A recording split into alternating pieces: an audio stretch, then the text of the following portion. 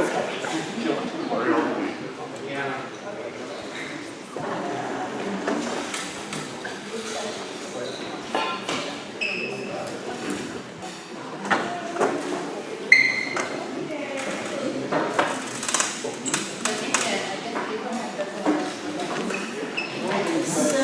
evening, everyone, and tonight's event is sponsored by South Hilo Community Association. And the first order of business is for us to just have a show of hands to accept our slate of officers for the next 2 years. At our last general membership meeting, we took nominations from the floor, and this is our slate as is, and I just need a show of hands. I need somebody else to run this. I can't run this. Ken. Larry. Okay.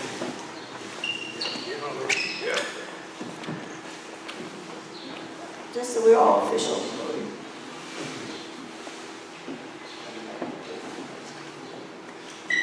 Anyone who lives in the area can vote. Live, work, or play. And if you're not sure where South Hilo is, roughly Uma till where probably up the mountain there. Okay, so show of hands, those in favor of the voting for these candidates, please raise your hands. Oh, you should know who they are. President Donna, Craig, over there on the table. Second Vice Chair, third Vice Ed. Not here. Because the treasurer may. If you're from your main, the postmaster in Toronto, then it's not very good. And then I'll help with the plantation museum. Okay, ready to vote? One more time. All those in favor of this slate, please raise your hand. Opposed, raise your hand. Congratulations.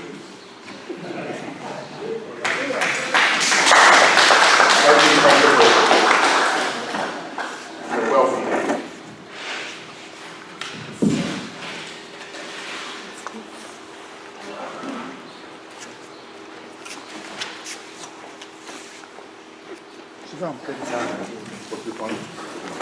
So for this evening,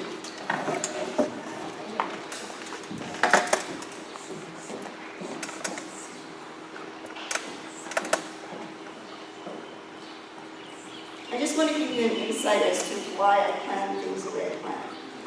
And we plan it as a board, actually. So in Olelo, in the Hawaiian language, the first thing you learn is what your name is. Right? The first question in any language you start to learn is, what is your name?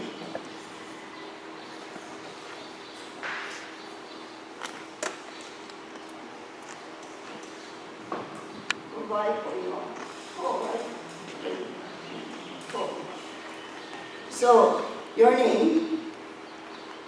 Anybody knows what the first part of the sentence is?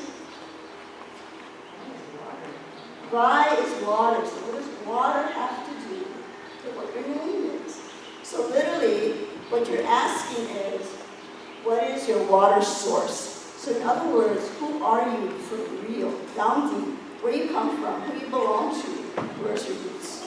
So in that frame of reference, in South Hilo, we try to work to get us to know one another as a community, and same with planning this forum, with this Meet the Candidate event.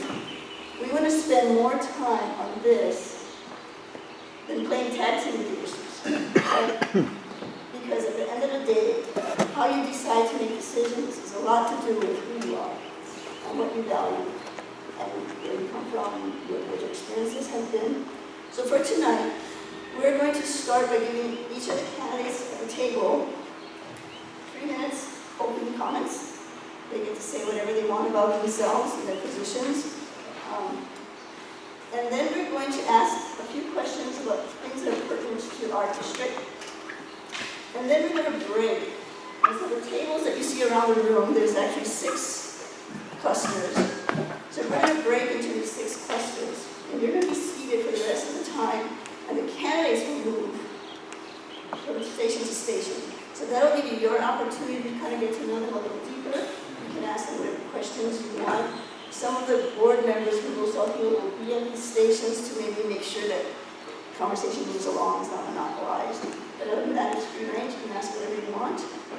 And then we will bring them back for some closing comments after that, and we'll take it from there. Okay? So refreshments are at the table, you're welcome to get them at any time.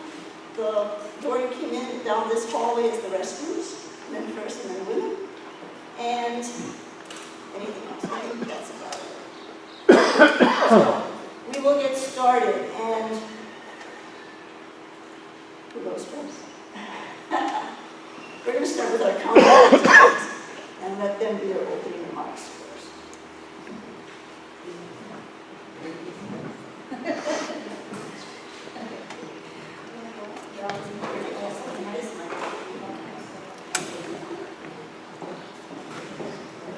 Aloha, I'm Val Poindexter, and most of you may know that I was born and raised in the district of Hamakua. I was fortunate enough to be raised in a plantation village there that got to experience all the multicultural type of society because of all of the different nationalities that we grew up with. And that gave me a broad range of tools, I believe, that helps me to address the vast the diverse concerns of our people. Through the demise of the sugar industry, I was able to see the struggles of our people and what we went through to get to where we are today. There are still struggles because through the demise of the sugar industry, we had to bring in some type of diversification on what's going to happen with the economy here. So now we're looking at businesses coming in, or I would say large corporations maybe coming in. One example is the Okawa Dairy, and making sure that we protect our waterways and that people who come to do business in our community is very aware of our cultural heritage and what we want to protect and preserve for our future generations. And how we preserve that is we need to make sure that our ahupua'a system is kept clean so that our communities can thrive. Should we become isolated through bridges going down or hurricanes or whatever happens, if we're isolated as a community, can we survive as a community? From Mauka to Ukai, from the hunting to the fishing to the farming, our ahupua'a systems need to be kept clean because water is our survival. We talked about vai here. That's life. That's how we're going to be able to survive. And if people destroy our waterways, then we're not going to be able to survive as communities. The other thing that I'd like to see in communities is to go back to when we were able to live as like an ohana, a family. If everybody knew their neighbors, because we often had activities, community activities together and building relationships, which is important. Because again, should we become isolated as a community, we need to know who our neighbors are. We need to know who we can depend on for food, who we can barter services with, who does health care. We just need to have this entire system, like with the CERT, our emergency response teams, our ham radio operators. Do we have all of that in place? Do we have the roadways that are clear? I know there's a lot of places that is one way in, one way out, and then we need to start to look for emergency exits. One more minute? Okay. I don't need to take the full minute, but I just want to say that my heart is fully committed to our community and making sure we build healthy and safe communities, and that we become just ohana in each community. So again, should we become isolated, we can survive as communities. So thank you for having me. Aloha. And I just want to thank the community organization for putting this together and giving us this opportunity to reach out to you. Thank you.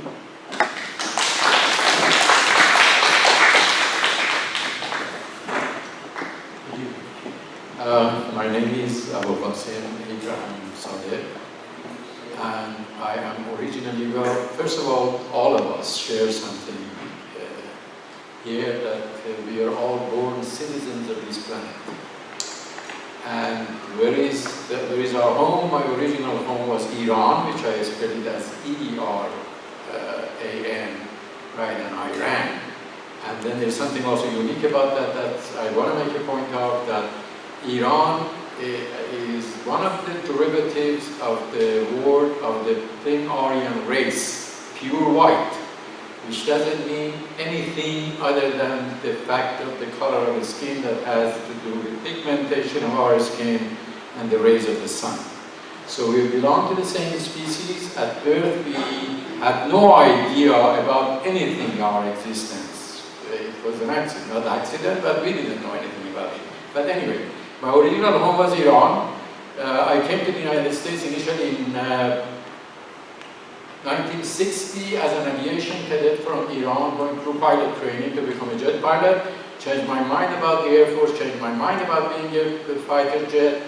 Actually, almost committed suicide by asking for asylum from the United States. They gave me all kinds of reasons so that I will not be in danger, and I didn't pay attention to any of it. So I went back and miraculously came back in 6 months, finished San Antonio College as a pre-med student in 1964, went to UT Austin, graduated in 1967, met my wife, daughter of a minister from Indiana, and we joined VISTA, and we thought they were going to send us to Inner City. They sent us to Pioneer Union Reservation in South Dakota. Anyway, we went back, went to Texas in 1975. I went back to Iran, experienced the Shah regime, the present regime. I joined because we were going to have democracy, and learned that the ladies are sitting here, they couldn't walk in the streets of Tehran without getting arrested and put in jail, because there is something miraculous about your awareness that should have shown. So if you're a woman in Iran, you have to look like Mother Teresa. It doesn't matter who you are, and this is absolute hypocrisy. So I realized that the religion of Islam, Shia, etc. was born into is actually a cult. So I started thinking about what, and I don't want to talk about that, but I came up with a new idea that has put me in trouble since I returned to the United States in 1993. And this beautiful island for me for nearly 8 years has been a living hell. 30 seconds. All right, it was nice meeting you, and goodbye, and I hope I see you again.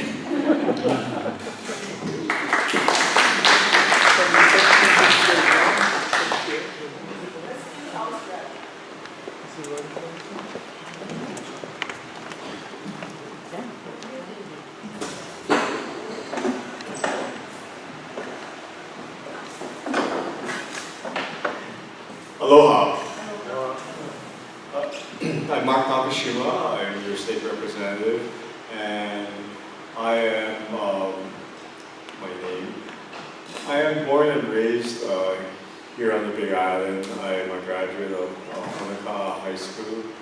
I also started my career as a teacher, teaching social studies at Honoka'a for a number of years. I became involved in the teachers union.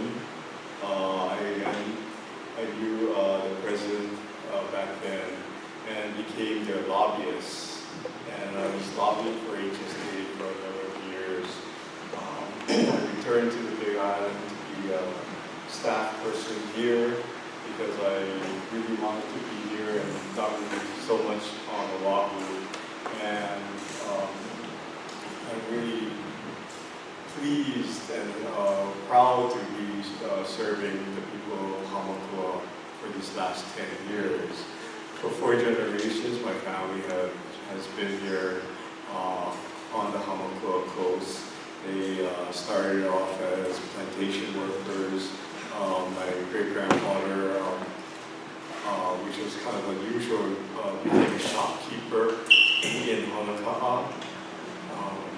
My other great-grandfather was actually involved in the plantation as a supervisor, which is also very unusual for that first generation.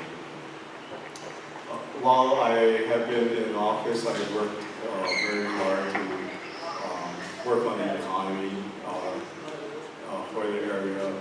You know, and like Val, I lived through the closing of the plantations. As a teacher, I saw many of my students forced to move away, the trauma and difficulties that the parents went through as the plantations closed. And through that, you know, I became already 1 minute. I became very concerned about the future of this district, and so for the past several years, I worked hard to try and bring a stronger economy to the district, to work to ensure that the healthcare needs and the needs of our seniors were taken care of. Thank you.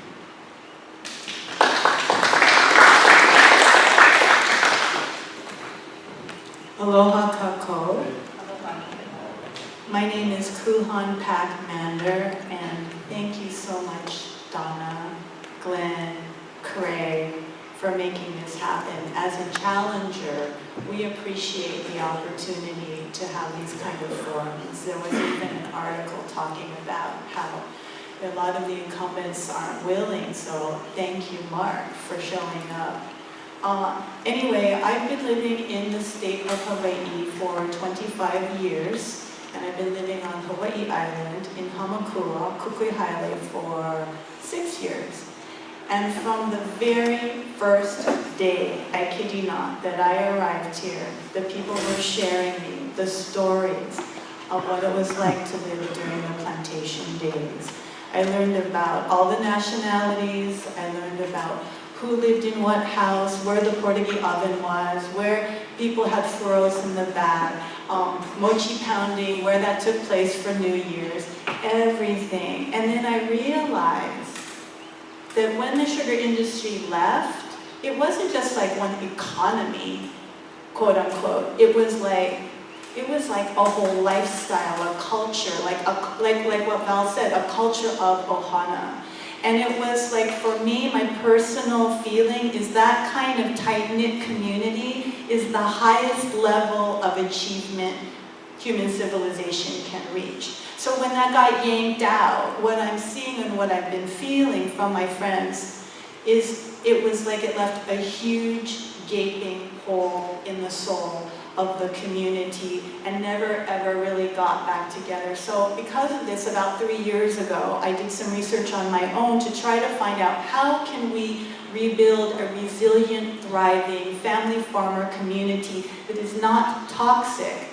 And I talked to a lot of family farmers, and I realized that what we have to do is not been happening, even though I know that the elected officials have good intentions. But what has to happen is we have to get the family farmers' voices to the legislature. They're not being heard. They're getting pushed aside by the voices of corporate ag, like O'Okala Dairy, by the voices of large developments like Puhonua. This is owned by a woman who's the 200th richest person in the United States.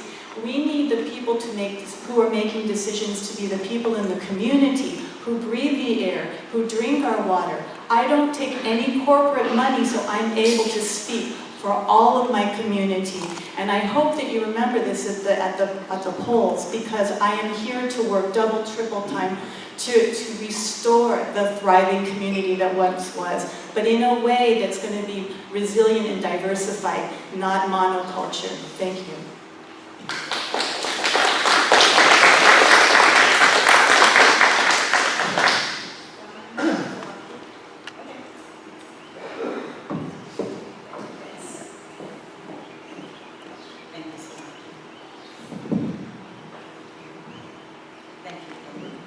Aloha and good evening. I'm your State Senator Lorraine Inouye, and I thank the association for offering and giving our community a chance to be here tonight. I love this community where Vern and my family live, and most of us know each other. So tonight I'll focus on progress made together, and that's really my job as your senator. Over the past 4 years, I think I'm going to need help with this. Over the past 4 years, I have brought home more than $420 million in facilities and programs for our district. And these are your hard-earned dollars, tax dollars, and it's my responsibility to bring these funds and programs back home to address your needs, your concerns, and dreams. And let's talk specifics. $2 million for our Kalanyanaoli School for a long-deserved covered play court. $3 million for our Honoka High and intermediate schools, long overdue bathrooms and covered walkways. $9 million for NHERC in Honoka to provide affordable college career training nearby for all ages, including early start for our high school students. $2 million for cardiac care at Hilo Hospital. Our island's kupuna and those disabled will benefit from a bill I drafted and became law, Senate Bill 2013 and now Act 75. This new law changes one word, doctor, in our statutes to 3 words, approved certified caregiver. These words are life-changing. This law started with a desperate disabled kupuna named Idiera, who lives right here in our district. She's homebound due to illness and was desperate to renew her state ID, which had expired. Because her disability prevented her from leaving home, she had been unable to renew her state ID.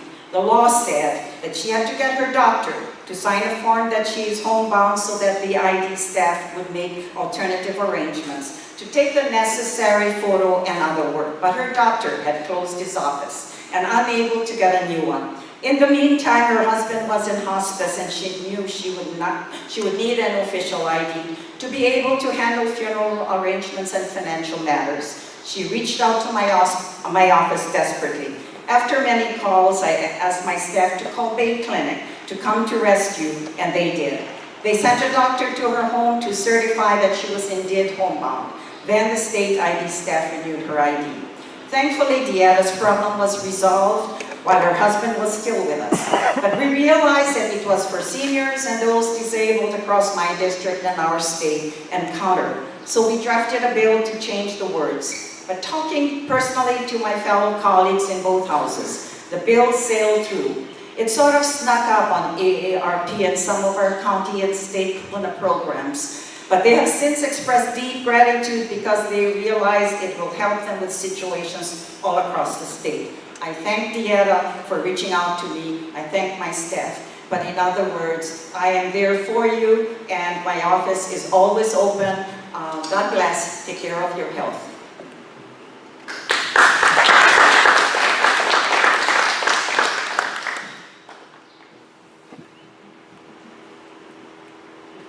Aloha. Aloha. Thank you, Donna, and everyone else from the Rural South Hilo Community Association for hosting this event tonight. It's great, and thank you all for participating in our democracy by being here. I always like to start talking about, again, my name is Heather Kimball, running for State Senate District 4. I always like to start by describing District 4. It starts at Honolulu Bridge and goes all the way up to Honoka'a. It's Waimea, Hawaii, Kauai High, Waikoloa, and goes all the way over to Kona Palisades. It's a huge district, and a district that's changing rapidly.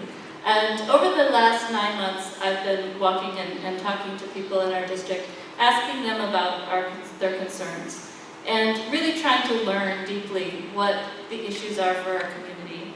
And I'll tell you 2 things that I've learned in this process. First, if you want your faith in humanity restored, go knocking on doors and meet your neighbors. The second thing that I've learned is that even though we're a really diverse community, we have some common concerns. The road that I live on, which is Kalawakia, next town over, is kind of like a snapshot of our district. We have neighbors next door that are 3 generations living in a house that their family has owned for decades. Down the road, there's a young family with their 5 acres that's trying to farm and raise their kids.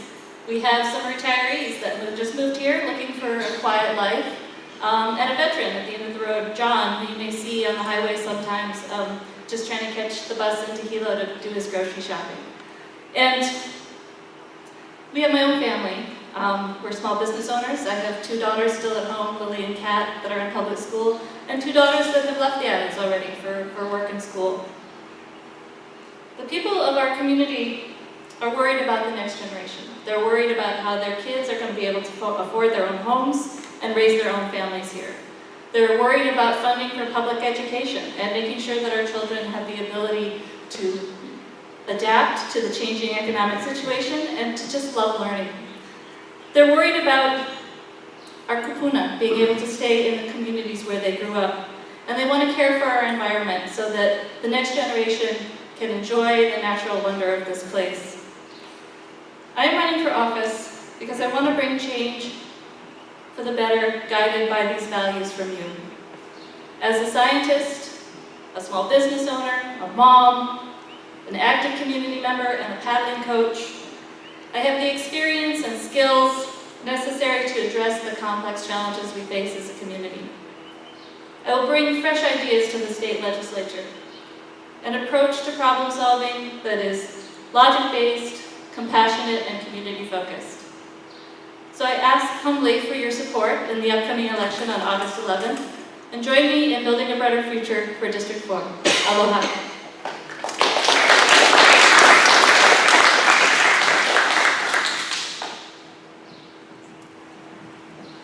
Thank you, candidates.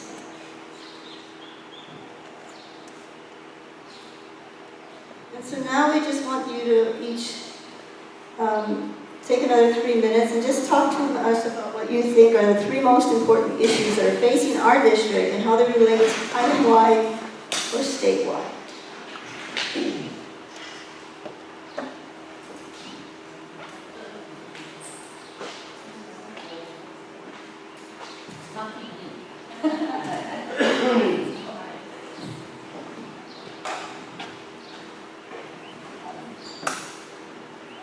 The 3 most important things facing our district.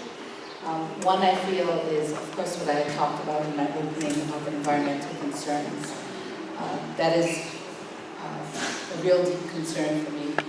Number 2 is making sure that we have the gathering places that are maintained for our community, because I'm talking about like our beach parks, our gyms, any facilities that are able to house a lot of our community activities, because those are the places, those are the heartbeats of the community, because that keeps community relationships growing, healthy and strong, and building healthy and strong communities, the same as the environmental issues that I was talking about. The third issue for me that is connected with the state is to make sure that either the state allows us to have more taxing authority, or some type of authority more than just real property tax, which we keep raising because of the budget keeps expanding. They gave us an opportunity on the 0.5 GET, which I wasn't in favor of when we did a compromise on the 0.25.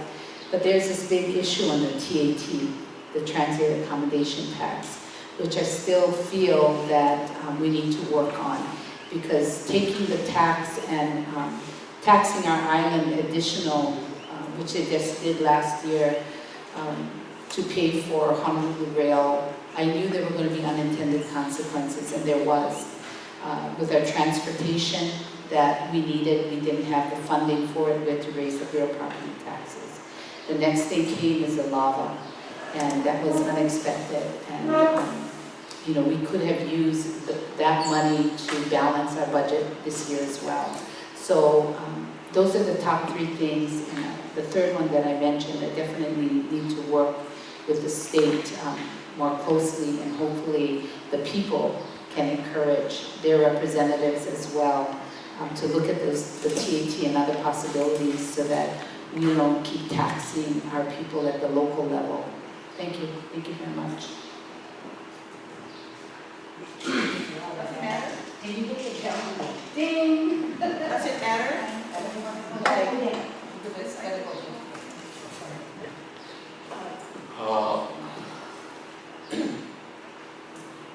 The values that I have is not just localized. For example, the most important thing for anyone is that the taxes are fair, that those people that are in business to help themselves and others do not run into bureaucracy of getting the forms and the needed help through the community. That every child reaches its fullest potential, that is as a right, as an inalienable right. That our roads and our hospitals and our access to internet, so forth and so on, matches the nation we claim to be. That we are not only concerned with our local, but as just like a hand is a part of the body, we cannot forget the body as a whole. So we have to be concerned for each locality, we have to be concerned for the entire district, we have to be concerned for our entire county and beyond. And one of the things that I would like to see that right now is like a hot air, to make it a reality, is that there is justice and the God for all. That this is the land of the free and the home of the brave, that we want to make those reality, and they're not. And also,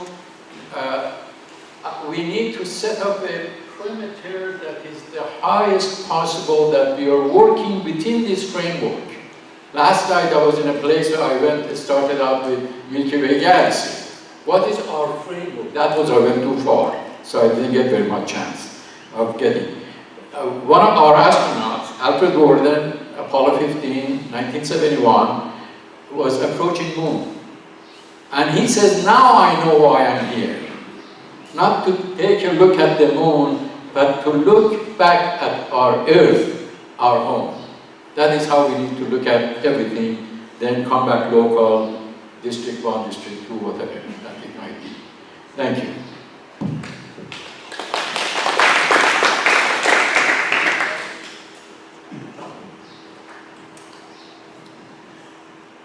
You know, when I heard the question, you know, the three things that came to mind were not tax policy, but you know, because you know, there is a concern for me, which is actually the cost of living, and you know, the high cost of living in Hawaii is a difficult thing to handle. And we convened a meeting with a number of economists locally to ask them, you know, what kinds of things could we do to try and contain the cost of living. And all of them agreed, which is amazing for economists, all of them agreed that you know, the one thing that drives the cost of living in Hawaii is the price of land. And one of the suggestions that they provided to me was that you know, we need to look at the general excise tax, the income tax, and the real property tax, and look at ways that we might rebalance and refocus those taxes to better serve the people of Hawaii.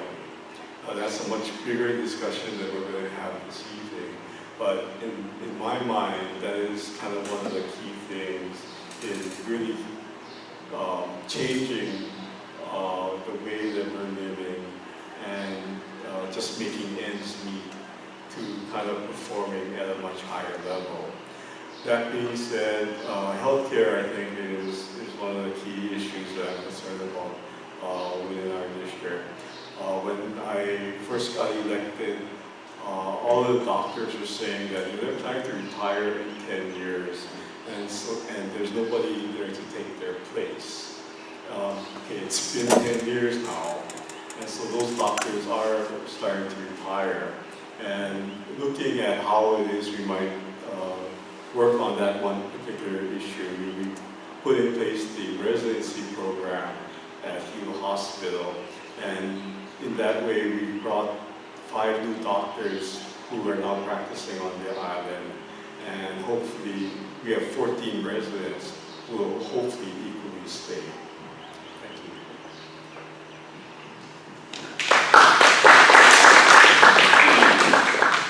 Well, I feel that all of the issues and concerns of the island, there's more than 3. These are all very important and they're all interconnected. I think most of them are like spokes that go to the hub of which would be the economy. So economy number one, and number two, ag/environment. Because there's agriculture that pays no attention to the environment, and there's agriculture that supports the environment. So my concern is we're at a crossroads. We could go one way. We really need to support ag that supports the environment. And then the third would be lava, because we're losing a huge tax base. And so this connects back to economy. And I think the whole thing we have to keep in mind all the time is community. And I think community is like a table with 3 legs, and that would be environment, economy, and agriculture. And if one of those is weak, the community will fall. For example, Big Island Dairy, okay for economy for Honolulu, maybe, terrible for environment, terrible for community. It's not going to last, it's not sustainable. Kuhonua, okay for a few people who've 30 jobs, okay, economy. It's tearing the community apart because the environment, what it proposes to do to take out 21 million gallons of water per day from the aquifer and inject 24 hazardous chemicals into our water supply. Talk about Obai Koinoa, Vai. Well, we know the word in Olelo for wealth, Vai. If we destroy our Vai, it doesn't matter how many dollars and cents we make. And you look at any community across the United States or in the world, if they destroy their aquifer, they are considered impoverished permanently by the United Nations. So in order to restore the vibrant economy of Sugar Days, let's not be reflexive and just desperate and take any business that comes along for a handful of jobs. Let's think about the long-term 7 generations into the future.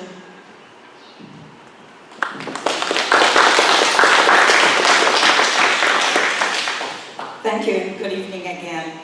My 3 issues, and are not my issues, but the concerns I understand we need to concentrate on how it affects our communities in the coast. 3 things, and these are issues brought to our attention, and that's prevalent throughout the island, but purely affecting our district here in the Hamakua Coast. Egg theft, affordable housing, and high electrical rates. And these are issues that come to my office or surveys that we've done. Let me cover the first one, agriculture theft. And I'm sure many of you and your neighbors have been affected by that as well. Now, what's important, and let me share with you, when I first became a senator back in the early 2000s, I chaired one of the committees, and that was the Committee on Agriculture and Energy and Environment as well. So we looked at the situation, it was prevalent more back then. Egg theft has been one of the gravest concerns for whether it's the government, the police department, the neighbors' relationships, and the families that's affected. Now, we had surveyed and we've looked at penalties, we've looked at the law. So during my term, I addressed egg theft and included it in statutes. Over a period of time, almost every year, I left in 2008, and after that, of course, I've chaired many other committees. Then I returned in 2015, my first session. Here we go again, additional conversation, review all of our egg theft laws. This year, and hopefully soon, what needs to be changed, and I'm one of 25 in the Senate, but I think our legislators will have to make sure that we increase the penalties for egg theft. Because if you're looking at only a misdemeanor, then that's not going to help. They'll continue to rip off our residents in the islands and our community. Affordable housing. Let's consider that if we don't concentrate on providing affordable housing for our families and their families thereafter, where are we going to go? This year, we have, in the first time in a legislature ever, that we've provided $500 million for affordable. Now we're looking at rentals. My concern and my expectations is how we look at where the counties are. And I'm depending on our council and our mayor to tap on that funding mechanism, because it allows developers to work with landowners and our housing finance, creating incentives and build affordable rentals. Now, the concern that I have is Hawaii County does not do anything in the last 2 years, and many of you here know how much infrastructure costs. So if Kauai and Maui start tapping on and having the availability and the plans in place, by the time Hawaii County asks for some monies, I think it goes poof out the window. High electrical rates, and this has pretty much prevalent as well in our communities. Sorry, but as we meet on the tables, we'll discuss it as well if asked. Thank you.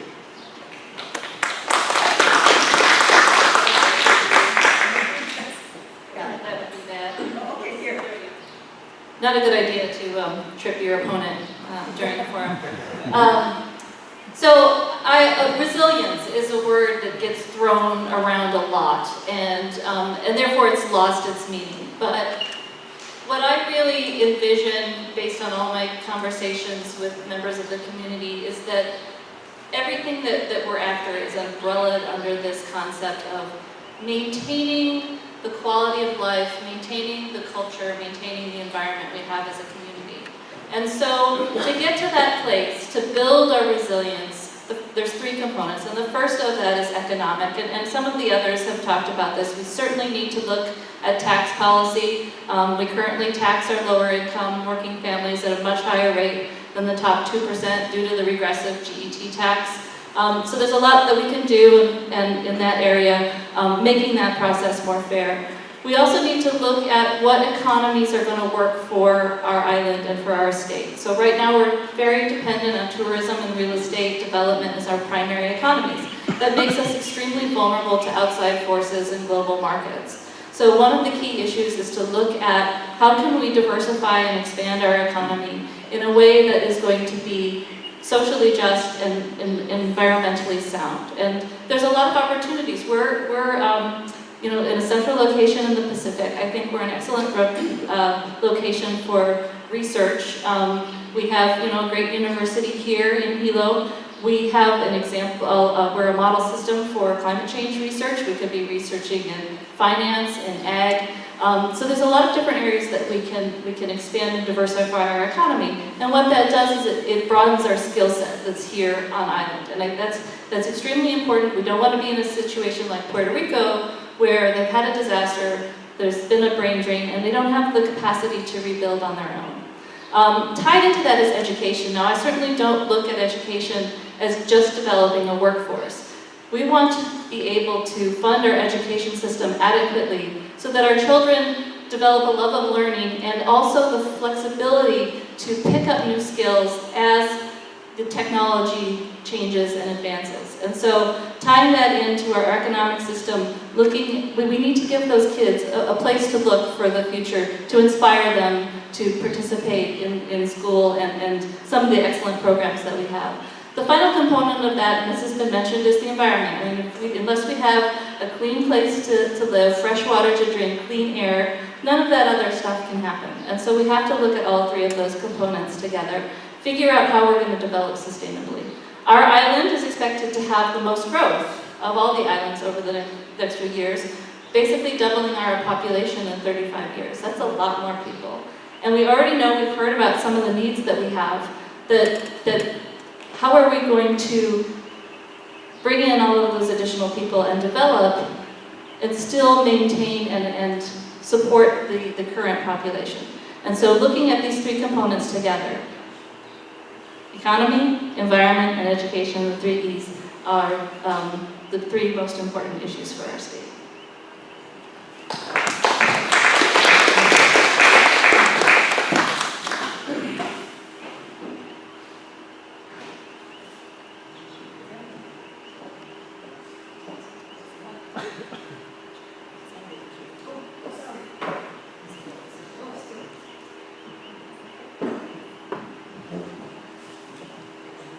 So,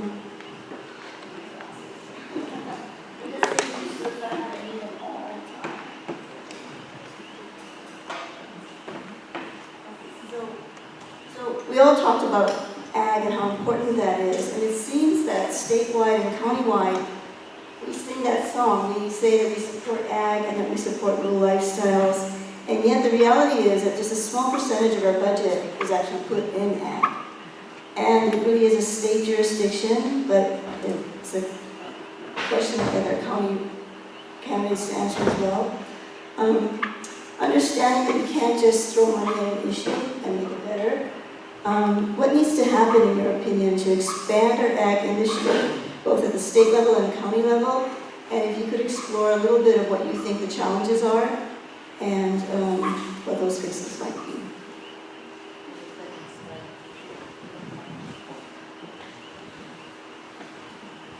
Lucky that I have to go first all the time. Others can think of their answers and I have to just answer really quickly.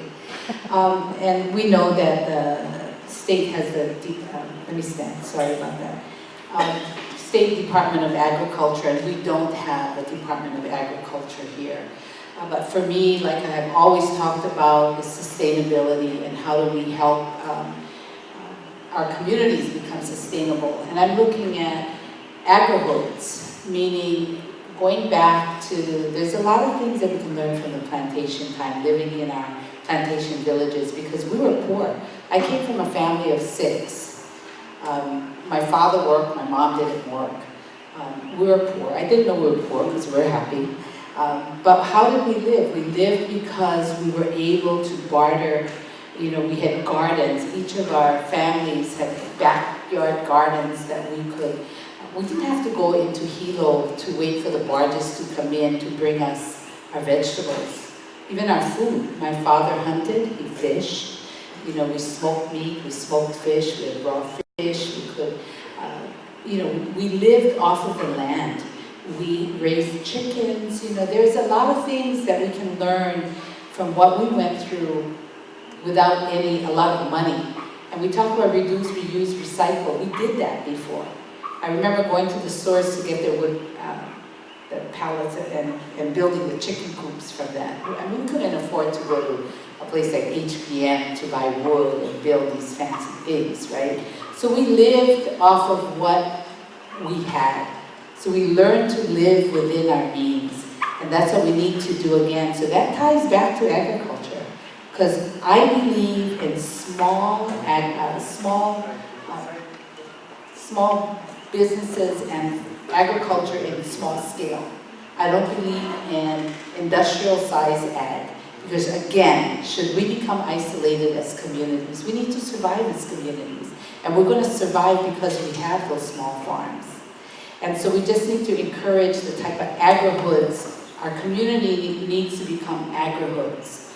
You know, encouraging all that farming. If we don't have enough land, then maybe our neighbors can start sharing garden space, or even our state can help us with some area for community gardens, or whatever it takes, working with the schools with their Future Farmers of America program.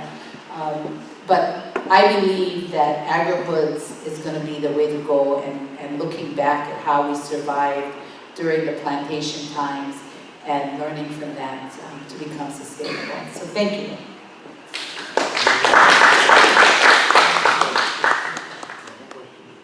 The best part of everything that Valerie said, I agree with, and I count it as part of mine. But one of the things that I have noticed is a lack of a disconnect between the different departments within our county. For example, you have walked by I'm talking about spending money. You have, I'm sure, have you walked over that walkway that they have built next to the fence in Hilo that goes all the way to Apuni Center? That cost more than $890,000. Okay? Now, was that necessary, considering the fact that if you take a picture of Hilo right above the intersection of Haile and Kamehameha, you will notice a sudden change from that a mile or so that was built during the previous mayor and the downtown. I said, if I ever buy a car, it's not going to be a Volkswagen. because it would fall in one of those holes. That there's a disconnect there. There has to be cooperation between different departments and not rivalry in order to pool our resources to do the best that we can for our county. If you again, it's going back the same thing. There's a parking lots on the two sides of the downtown. The pedestrian walk in both sides of the parking is perfect, just newly painted. On the Kamehameha, you don't even see the lines. That's like, different part of the body working in their own way. Thank you for that yellow card. Thank you.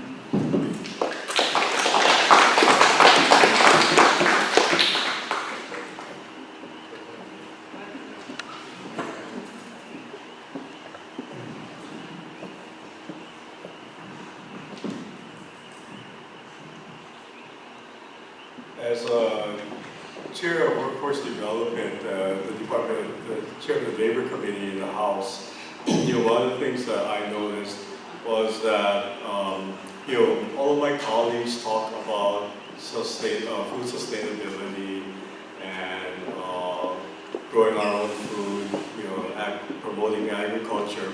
But as I looked around the school system 10 years ago, we weren't growing any farmers. Having been a teacher, I know that the school system had changed. We were talking all about testing and math and science, and we weren't having those career technical education courses like agriculture, auto shop, carpentry. Those were being pushed out of our schools. And in that environment, I saw that, I remember going to school and having enrichment programs where I got to experience, things other than just studying math and looking in microscopes. But, actually getting out there and doing work.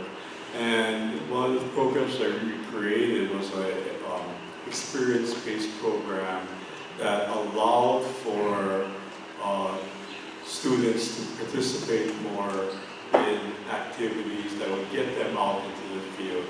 We had a agriculture group, we had a healthcare group, we had a STEM group, and out of those programs, we were able to grow things like the Future Farmer program, which at the time had 5 chapters statewide.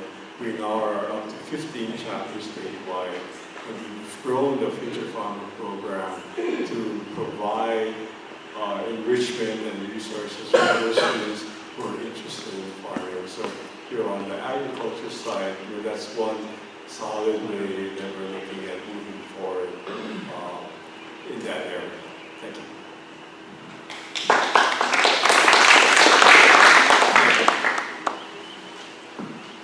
This is a topic of great concern to me because, like I said, I believe we're at a crossroads in our agricultural future. And I feel there's words that are getting thrown around, like resiliency, like sustainability, like renewable energy, and they're used to blind us to what's really going on. I'll tell you what I mean.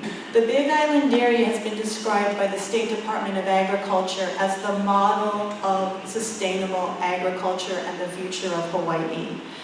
Ask that of the people in O'Okala if they agree that that is sustainable.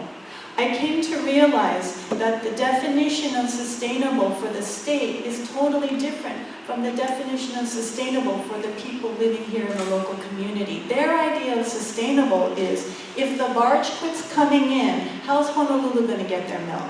Well, Honolulu's going to get their milk because Big Island Dairy is going to be producing at an industrial scale with 2,000 cows under one roof, destroying and turning the gulches into dead zones and killing all the opihi. That's sustainable for the state. We need to redefine sustainable at the local level and bring those voices to the legislature. And this is what I'm going to say over and over again. We need to bring community voices to the legislature, and that goes with agriculture as well. I came from Kauai because what had happened was all the ag lands got divided up into subdivisions and turned into gentlemen's estates. And then the real estate prices got driven up, so the only people who could afford to move there is people like Mark Zuckerberg, who was my neighbor. Okay, so I'm sorry to say this, but my opponent, Mark, introduced a bill last legislative season, SB 1177, which would create common interest agricultural communities. That is a way of creating agricultural estates. And this is being promoted by the real estate industry to drive up the cost of real estate and ends up displacing local people. Now, if you don't have the experience I have of being driven off an agricultural island, which became a rich man's island, you don't know. And I see on this island, there's so much potential. And they even use the word agri-hood to sell this kind of development. Yeah, go live in an agri-hood, but it's going to cost you $500,000 to buy one lot. And those are being sold right now by Hawaii Life.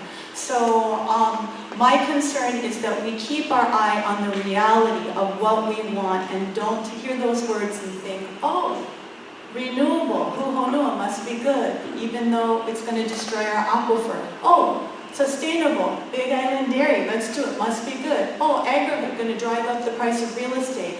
We need to know what it takes to the components of a viable agricultural economy that will serve the people here.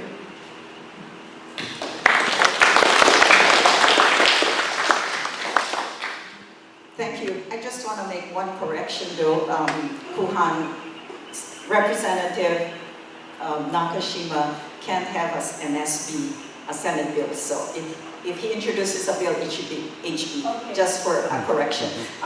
Having said that, let's talk about what's been happening that's good for the farmers at the Department of Ag. And I'll talk about the other side as well. The good thing about the Department of Ag is the amount of loans that are available for farmers. And let me share something with you, because now with the lava inundation, how it affects the farmers there now and where we are with our loan program as well. But just to add that our farmers here in our state should be real happy, and they are. And you tell me what farmer does not have a debt. Anyway, there's $5 million every year that the legislature allows Department of Ag for ag loans. That's the good part of it. We all have to understand that we have many agencies in the state.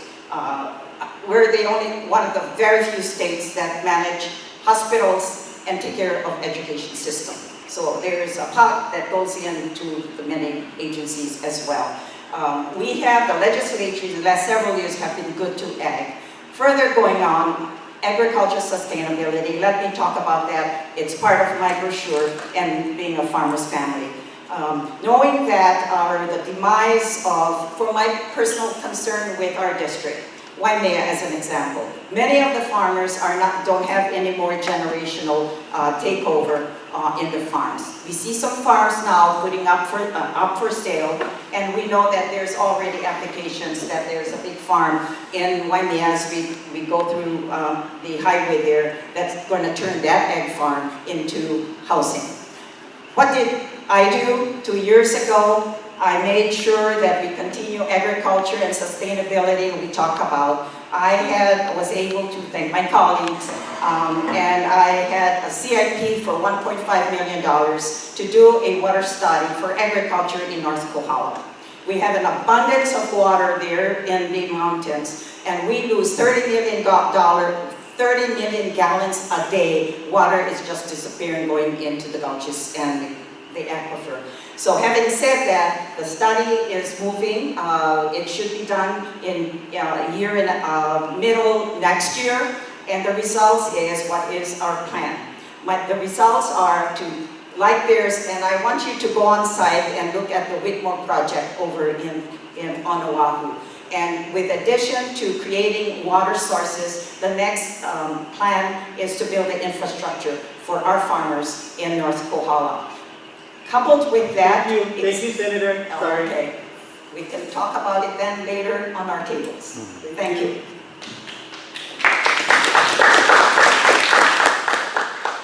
Well, as much as it's hard to go first, it's also hard to go last, because there's a lot of points that everybody has made. I'd like to kind of roll back to the food security issue, because I think that's kind of the key component of what is important about agriculture in our state right now. So if the barges stop coming, we have roughly 10 days of food on island.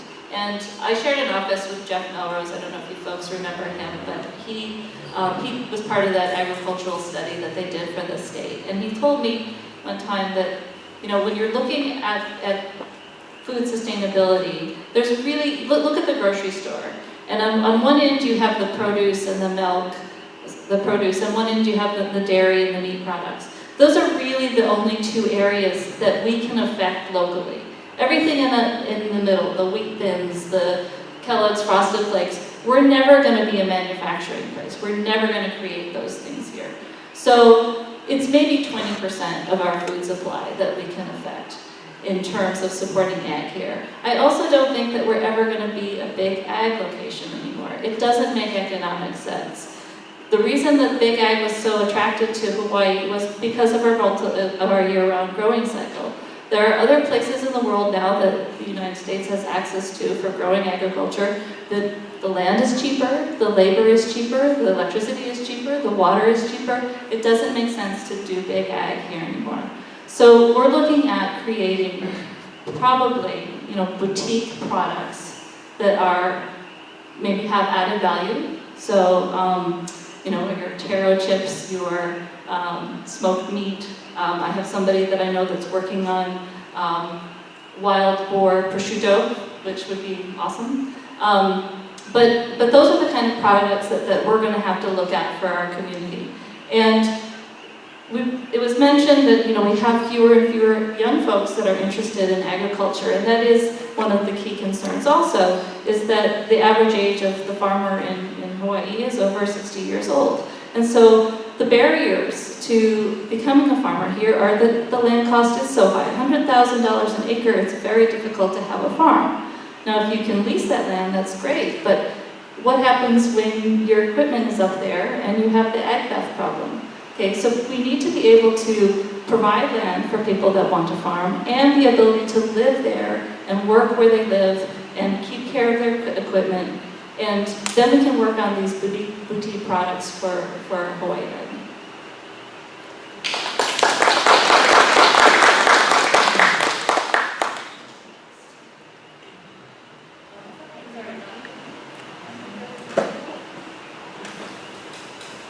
So the next questions will pertain to our Hamakua Community Development Plan. And I'm going to turn the mic over to Glenn, because Glenn and Craig are both on the steering committee, and so he's going to direct the questions for you. The CDP is currently at the county council stage, and from what has happened so far at the county council, it looks like it's going to be passed on through. Let's get Val last. We'll start. Okay, so assuming that all of you are somewhat familiar with the plan, the plan provides for partnering with different agencies and of course the state in all kinds of different areas. So this is kind of complicated. How are you going to support the plan? Are you going to provide push for funding? How are you going to support the CDP plan? As I said, as you know, the plan provides that Mauna Kea is a sacred place. Mauna Kea Waipio is sacred, and there's going to be a need for signage along the highways. There's going to be a need for other services that the state has control of or has to help finance. Glenn, how much time are you going to give them? How much time? Just 1 minute. 1 minute. Okay, I'll be quick about this. I did participate in some of the CDP meetings, some of the reviews that they did around the community, and one thing I have to say about the CDP CDP process is that I thought it was really, really well done. I think that a really concerted effort was made to make sure that all of the concerns of the community were heard, the desires for what the Hamakua Coast would look like was all included in that document. And what is also nice about that document is it fairly clearly states what needs to happen at each level of government in order for the plan to succeed. And so I have looked through some of those things. Some of them are legislative, some of them are funding. And I look forward to working with the county to make sure that we do provide the funding and take the steps towards the legislation that would be needed to enact the CDP, because I think it's a very well-designed program, and I appreciate all of you that have worked on making it happen.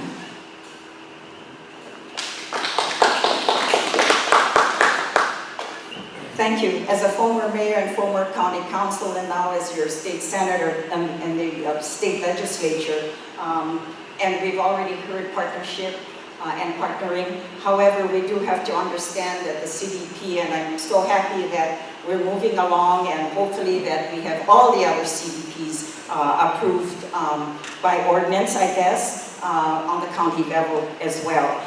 Bear in mind as well, most of the CDP responsibilities on the county level has to do with, and a concern for everybody, that we make sure we follow through with what's in the CDP. As an example, zoning applications. So let's just make sure that our agencies in the department of the county follows through with the CDP plan. That's already a document. As an example, Public Works, Housing, and Planning Department as well. And just to give you an idea, where the state is already moving ahead. Thank you, Senator. Sorry, thank you. All right, thank you.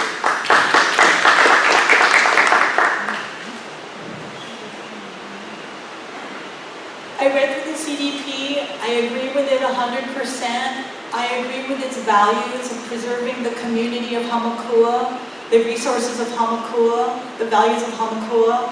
I think it's excellent. And what I like most about it is it took so long of people in the community, actually, like I say, the community voices. So I would put myself 100% behind the CDP.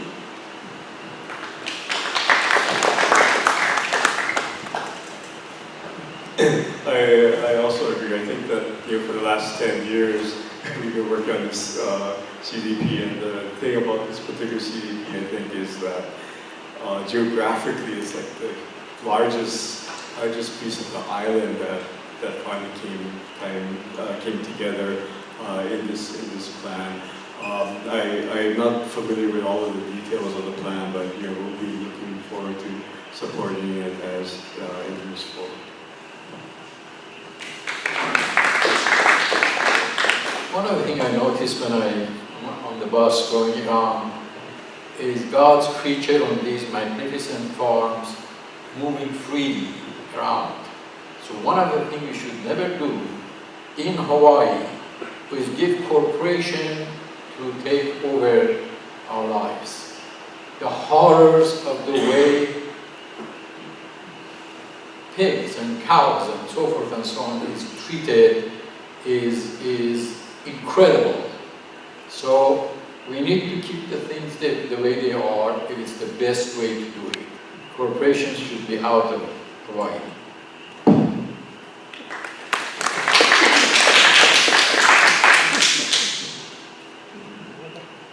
Aloha. I believe that our levels of government needs to work together in order for the CDP to be very successful. We talk about, in the CDP, we talk about the prime agricultural lands. We need to make sure that we protect those prime agricultural lands. And who's going to help us with that is with the state. So there needs to be a very, very close relationship with the federal government, with EPA, keeping our waterways clean, agriculture, State Department of Ag. So when we talk about the prime ag lands in our community development plan, we also talk about perpetuating our culture and our lifestyle. So everything ties to that. And at every level of government, that will make that happen and be able to bring the CDP to where it needs to be, where the people want to be. I'm talking about. Thank you. Oh, thank you, sorry. I'm waiting to get into the group so that we can talk more back and forth, but we'll be patient. Thank you. I mentioned being Glenn on the steering committee, but I'd like to also acknowledge Brad Powell was our chair, and Lorraine Mendoza.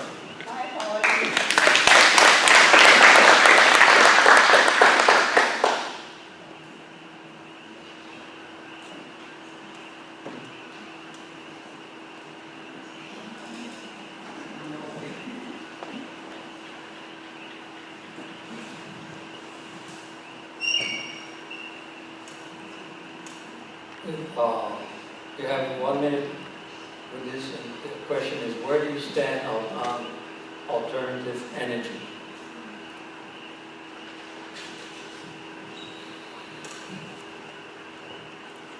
As Senator Lorraine and I mentioned, one of the big concerns we have as a community is energy costs. And when you talk to local business owners and people involved in the commerce community, one of the biggest barriers for business development in our community is the cost of electricity. And so we do need to look at alternative fuels, not just for the betterment of the environment, but also to bring those costs down. One of the things, I'm a scientist, which I mentioned before, and for the last few years I've been working in climate science and spending a lot of time doing research on the different types of alternative fuels out there. We have lots of options here: wind, solar, tidal, and it's really just political will to make the investment in those technologies. The financing is available, there's a lot of opportunities in that regard, and the storage is coming along. That was the other component of it, was you need to be able to produce the electricity from these sources, but then you also need to be able to store it. Thank you. Thank you. My favorite topic, I chair the Transportation and Energy in the Senate as well. As you know, a couple of years ago we passed a measure, and it's in statute, that Hawaii by 2045 with renewable energies must happen. And so having said that, we are moving with regards to alternative energy, whether it's with the utility on a large scale and as well as what's happening in our state. Now, just to add with that as well, many of you, if you're in the industry or have photovoltaic, you do know that I had a bill this year to allow a tax credit for your solar batteries, energy storage batteries. And this would allow, added to the tax credit that's already existing in the state, because we give tax credits for wind and energy, wind, solar, and geothermal. So having said that, the energy storage battery bill that I had failed in the House, and I'm going to revive it again so we can continue to have energy into our, helping into the grid.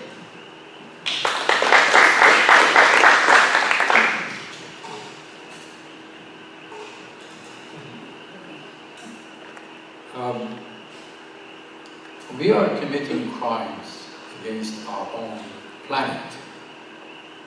We need to get rid of the greed that is destroying us in the hand of oil companies that for long they have fought against anything that could provide us with using the sort of nature's sources of energy. The sun, for example. More and more buildings are being made with these solar panels. The wind, the solar, the natural way of not endangering our lives. It's not just outside, we are also destroying the nation, the oceans. Desalinization. I mean, we want to go to Mars to find water, and we're destroying our own water that we sustains our.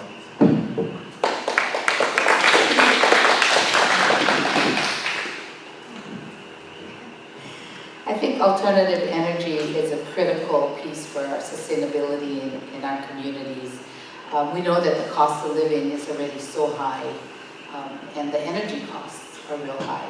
So sustainable, renewable energy is the way to go, and I believe that corporations, you know, like Kuhonua, or that come into communities should also have a way that communities that are impacted, 30 seconds, okay, I thought it said 0, 30, impacted, that they will have some type of direct benefit from that as well.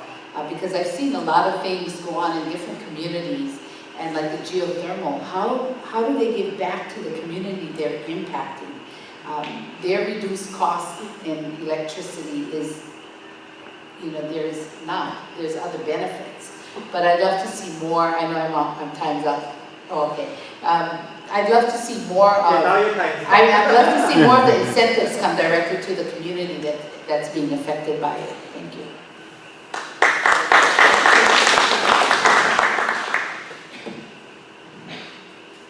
I lived on Kauai for 20 years and I never had an electric bill because I was completely off the grid solar. I was a filmmaker. I mean, people said, well, how did you make your films? Well, with solar panels and batteries. So I thought a lot about this, and I believe that it's not a question of renewable, alternative, or non-alternative. It's a question of scale, and that's where you stop having damage. Because no matter if you have renewable, if you are shipping your air energy to Oahu, there is so much that's lost going across the channel. So I have this idea of Ahupua'a energy system, because it depends on what is the bioregion you live in. If the ancient Hawaiians lived today and were dealing with energy, they'd be thinking in terms of Ahupua'a. Is there a river there? Because when I lived in Korea, I grew up in Korea, there were villages along the river, and they would put an outboard motor in the stream. The stream would power their house with enough energy. There was absolutely zero impact on the environment. But you know what? There was also zero profit for large corporations. So what do we see? Thank you so much. Okay, thank you.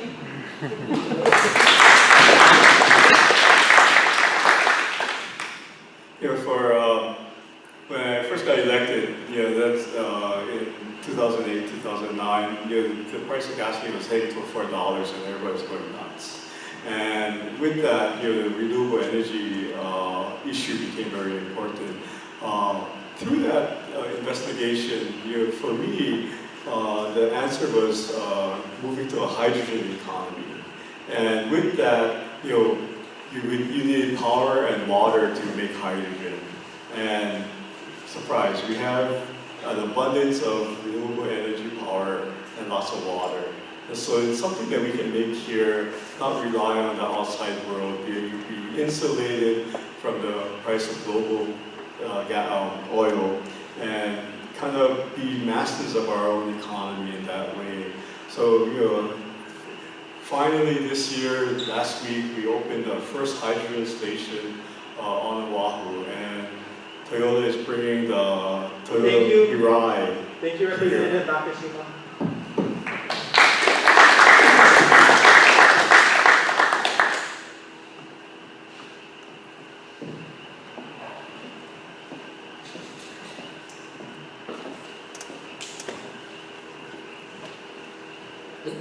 The next question relates to public access in general, particularly the Mill Road and Hakala access.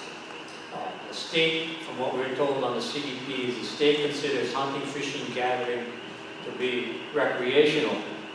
In our district and in other districts on this island, it is subsistence.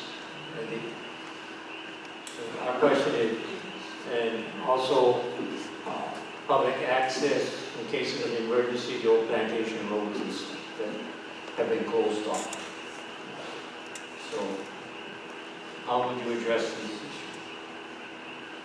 Glenn, how long? 1 minute. You'd like us to be succinct. Yeah, one of the really important rights that we have here as citizens of Hawaii is the right to public access. And it is something that I've heard multiple times along this coast from individuals that they're no longer able to get to the places where their families used to ancestrally fish or ancestrally hunt. There's reasons for why that has happened that are complex, and some of them, it really comes down to poor planning and a failure to communicate. And so in order to ensure that our individuals have access to their traditional hunting and gathering grounds, and just all of our community has that access. My effort will be in communicating with the local community and making sure that we can proceed in a way that is acceptable to everyone, because I think all the intentions are good. It's just been a failure to work together and to execute together. Thank you.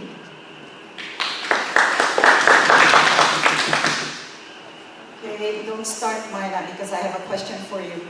The issue here, are we talking about the Papayco mill or the Hakalau? You said Hakalau, but I thought the issue was more prevalent at Papayco. So what's the question? General access in general, in particular the mill road in Papayco and the issue out at Hakalau.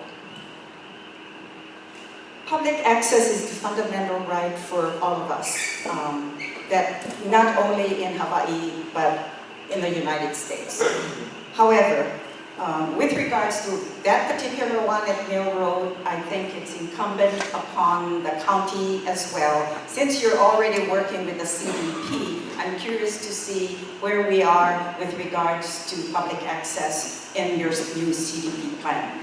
Secondly is the issue not only with access, but the issue in Papayco Mill Road is there's something wrong with it, because when the owner bought the property, and I've been to some residents there because I understand part of their home property is now the owner of the new owner of whoever built at the end of the road. It's an issue that I think is county related, but it's so sad when public access and new people come in or new purchases of any area within your communities. Thank you, better make sure that the boundaries are in place. Thanks.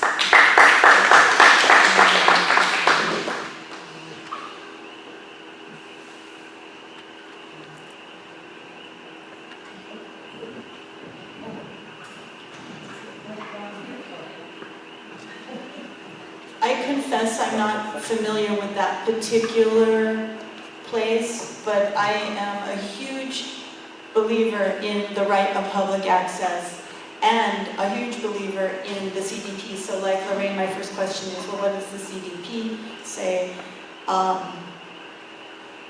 Yeah.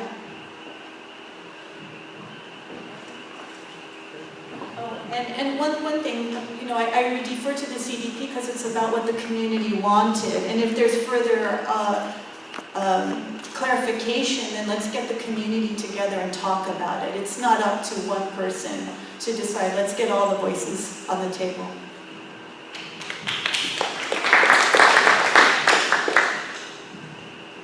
I think that the unforeseen consequence of losing the plantations was the fact that all of the plantation roads, which at one time, you know, which is private property, has reverted to other people who also hold that as private property.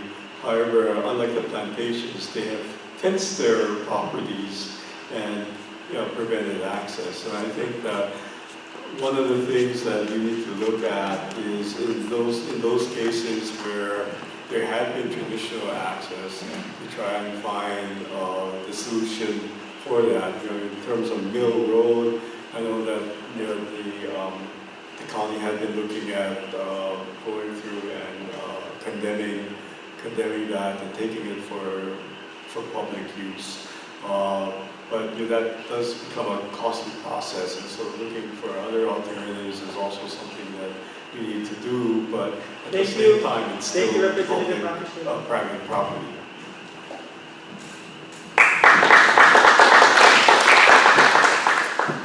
Yeah, I believe that we should have a way to have some type of easements or public access, not only to the ocean, but we have a lot of hunters and we're having problems with getting access to the mountains.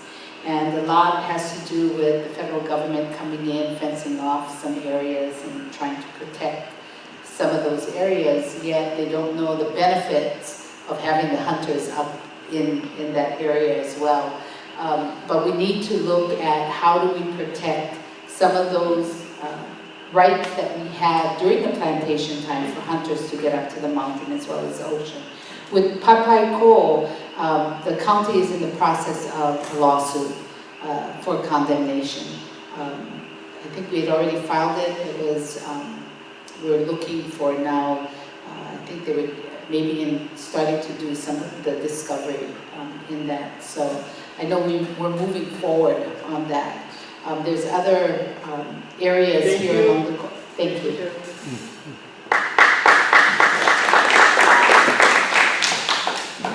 This is an issue I think the whole country is involved with, especially in California, regarding access to the oceans. No amount of, I'm not in the hunting part, I'm not a hunter, I'll never be a hunter, but I'm not that kind. But natural resources should be available to anyone, and no amount of wealth and influence should prevent that. Thank you.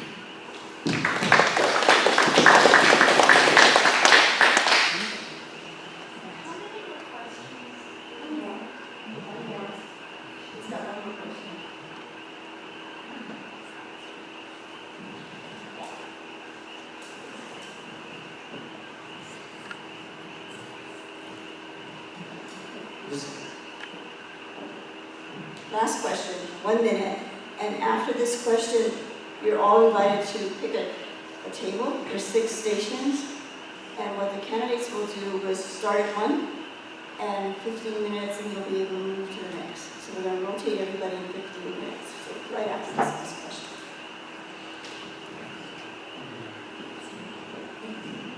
question. The CDP provides that Mauna Kea and Whitefield Valley are sacred places.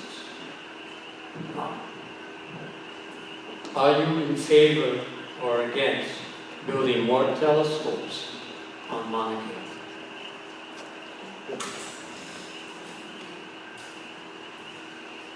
I think of all of the issues, this is probably the one that I've thought about personally the most. It's certainly heartbreaking that it has divided our community so much. The truth is, like many of the community, I am conflicted about it, because as a scientist, I do see the value that astronomy provides, both as an economy, an alternative economy, which we talked a little bit about before, but also in terms of technology that's used globally. You have stabilizing cameras in your phones because of astronomy. You have Wi-Fi because of astronomy.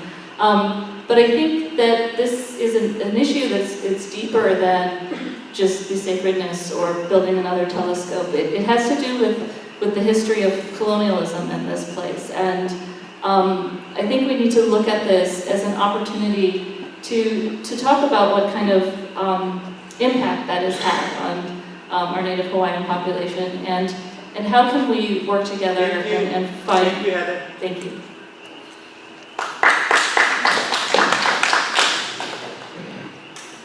First off, I support the TMT 30-meter telescope.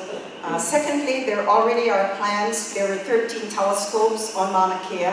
Thankful to Governor Ige for making a stop on additional telescopes. Already, there are plans to demolish, and I think there was one already in the process of shutting down. And so many of those that are in the area of, and I'm not sure if it was 30 years or 40 years, all will be shut down. So gradually we'll probably see, maybe 3 or 4, no more than 5. But going back to Waipio Valley, I hope, and I've had the experience as your mayor as well, we need to stop those vehicles from going down to Waipio Valley. We need to protect our cow farms as well. And I think there could be a monitor process. Thank you. If folks want to go visit, then they can go walk down to the valley as well.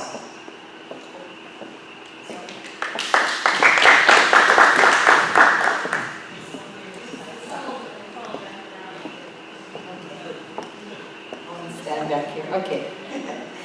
Yeah. Like Heather, I'm very conflicted with the development of Mauna Kea. And the reason why I say that, I've listened to both sides. I've heard the Native Hawaiians and the struggles and what people have done to the mountain. And like I had talked about with the waterways, you know, I've heard the cattle ranchers in Waimea, the old timers and farmers who got up on stage at Hawaiian Homes Hall, and I listened to them talk about back in the day when they could tell when it was time to plant their corn, because they looked at Mauna Kea, and when the mountain was full of snow, I don't know how many months and days after they plant their corn, because they know the water was going to come down. So I understand the concern for the people, our native people, of how will it affect our Ahupua'a system as well. I do appreciate all that science has done for us. Thank you, Councilor. Thank you.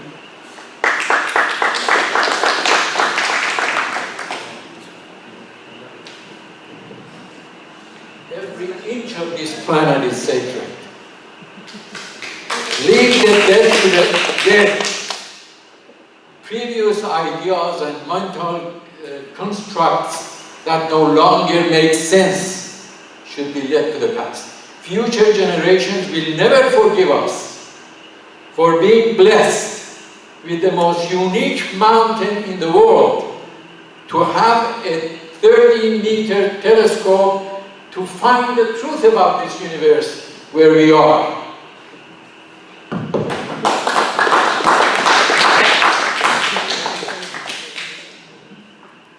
Well, I'm a Democrat. I believe in democracy, and I see the 1,000+ people on Mauna Kea camping out in inhospitable conditions for over 1,000 days. I'm pro-science, so of course there's a conflict, but by the same token, like Heather, I'm anti-colonial. And I cannot deny the fact that both the International Court at The Hague and the United Nations and the apology by Bill Clinton have acknowledged that this Hawaiian archipelago has been illegally occupied for over 100 years. We have to honor that because the people of Hawaii have allowed us to drain Waikiki, which was the breadbasket of Oahu, and put these hotels up, and they were okay. They allowed us to put 13 telescopes. They allowed us to put 7 toxic facilities in Keaukaha Hawaiian homelands. And now they're saying, you know what, no more. And even though there's 13, I ask you. Thank you, Kuhan. 13 crimes does not justify the 14th. I just want to make a comment. We should celebrate the 13th of January of 1893 as the beginning of the state of Hawaii. That was when the monarchy was done. There is only one monarchy in the world. Excuse me. Robert. March time, thank you. In regard to the 30-meter telescope, I do support the 30-meter telescope.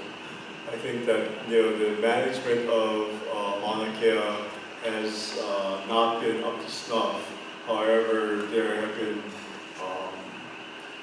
things put in place that will allow for a better management of the mountain once we get the rules passed. However, right now we're waiting for the governor to let that happen.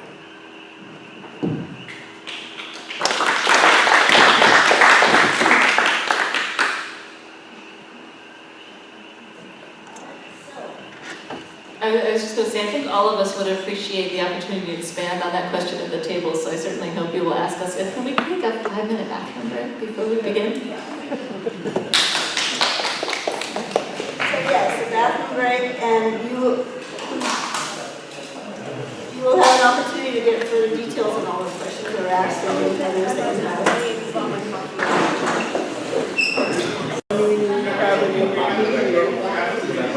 What percentage of that land do you think is actively being farmed actually to produce crops or raise livestock? Do you know the answer to that? No, I'm just asking for your guesstimate. I don't know the scientific answer.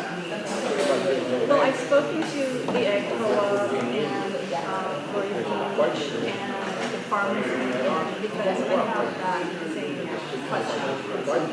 And I've flown over that and looked at it and had that same question. And it doesn't look like much. And even the Department of Ag, was dressed down in January of 2018.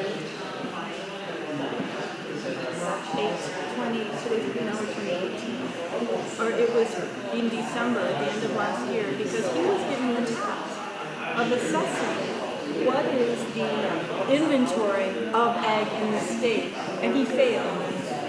He couldn't come up, and they'd given him $200,000 to do it.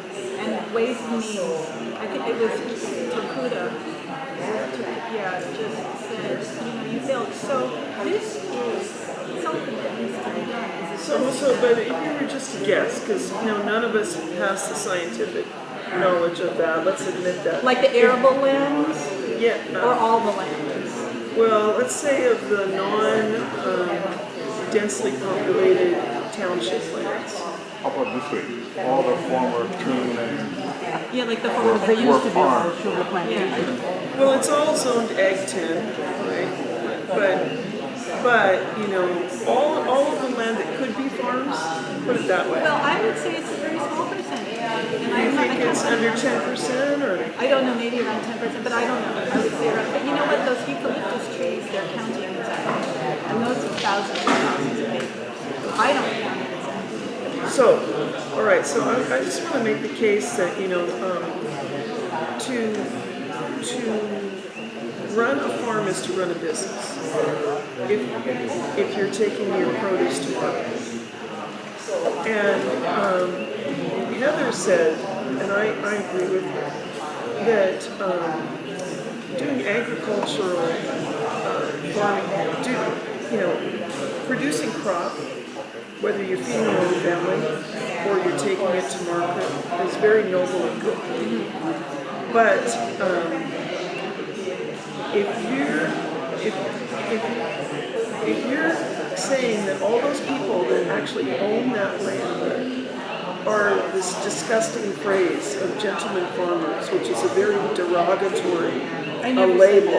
I heard you say gentlemen farmers. No, but not all the land. I didn't say that all the people that own land are gentlemen farmers. Right, but the term gentlemen farmers means that you're it's sort of saying you're bad for not actually farming your land. And while I agree with you that we need to teach people how to grow land productively, we need to follow the CDP and do things like they're talking about having a mobile butcher and things to make it easier, and have common packing facilities to make it easier.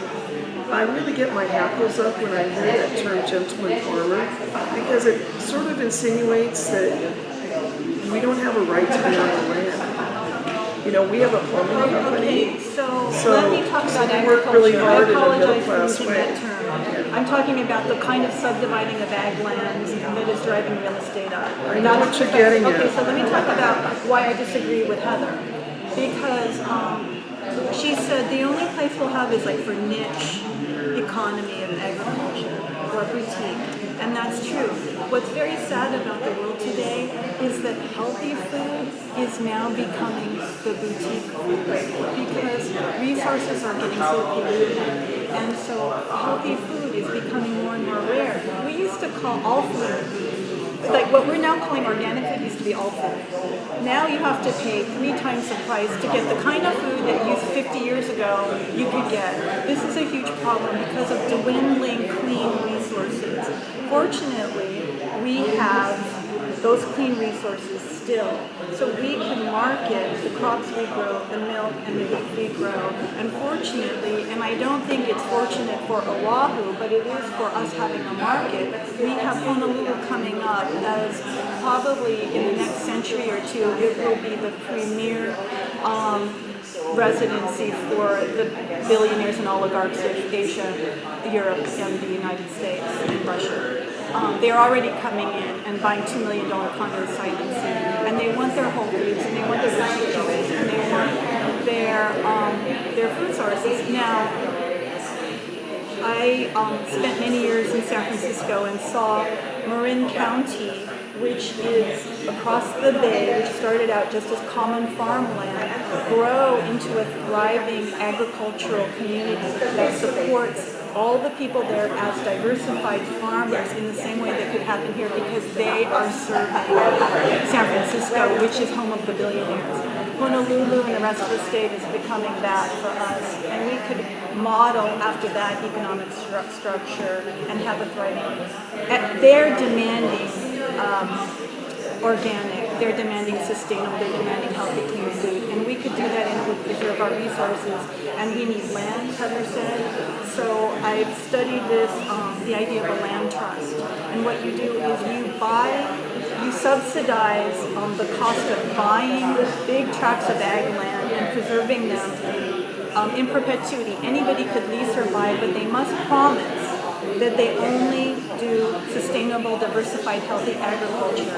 And that has worked in Marin County in keeping all that land intact and farmable so people have affordable farms, even though they're in one of the most expensive high real estate districts in the world.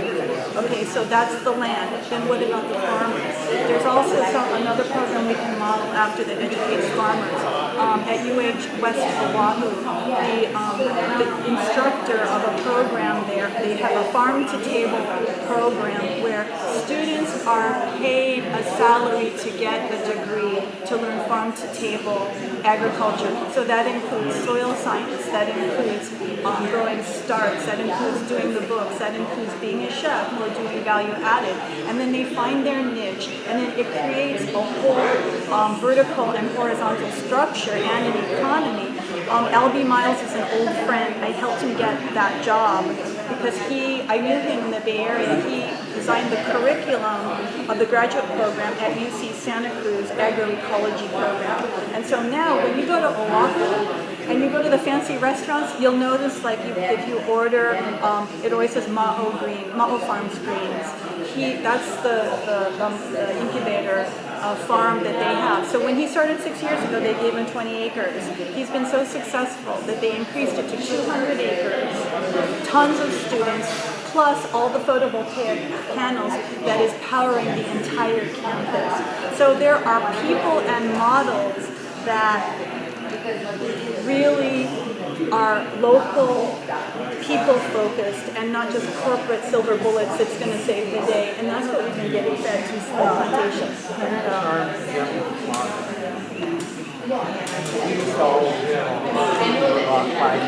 Really didn't farm, or did absolutely benefit.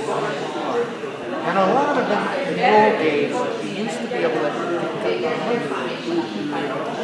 okay, you kept stuff in ag, you put 20 trees in, you did this. They really didn't want farm, but they liked the space, and they didn't want to do it. So they worked it for whatever they did.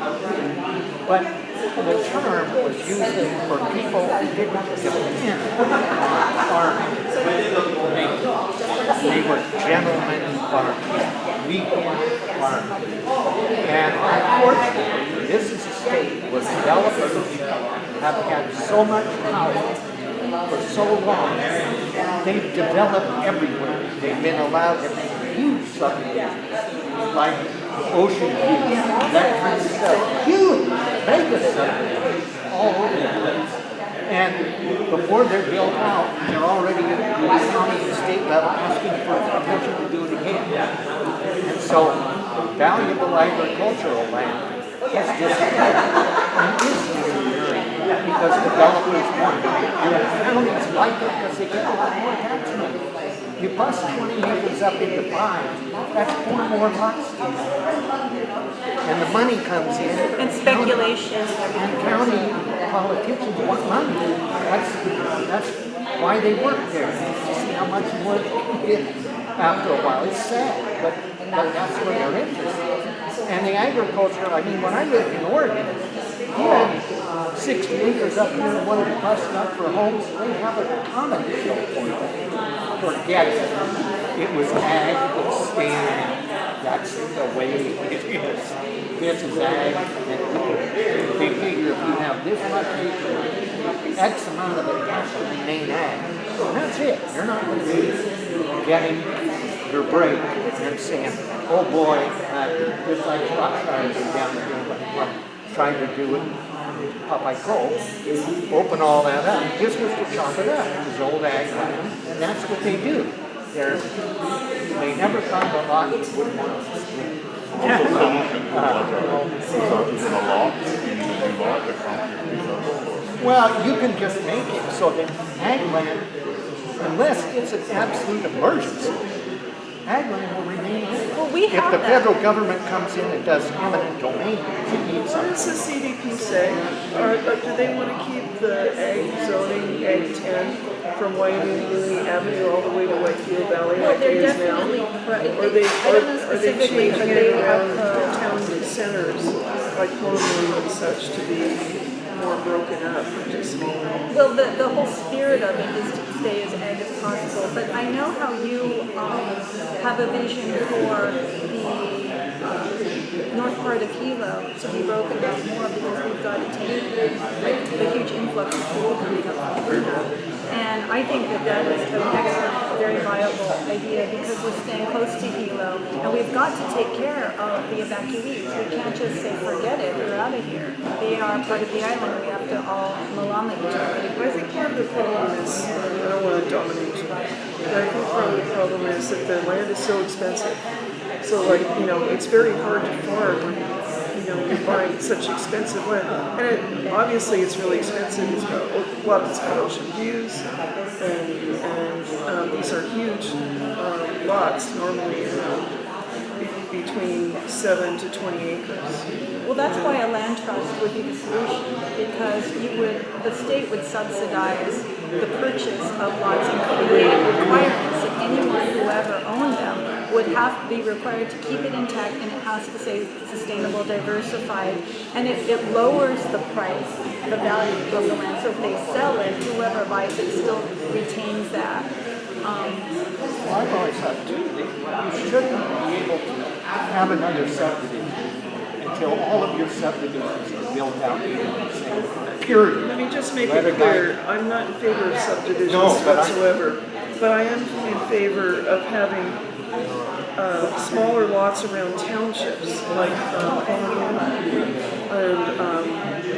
and Popeye Cove.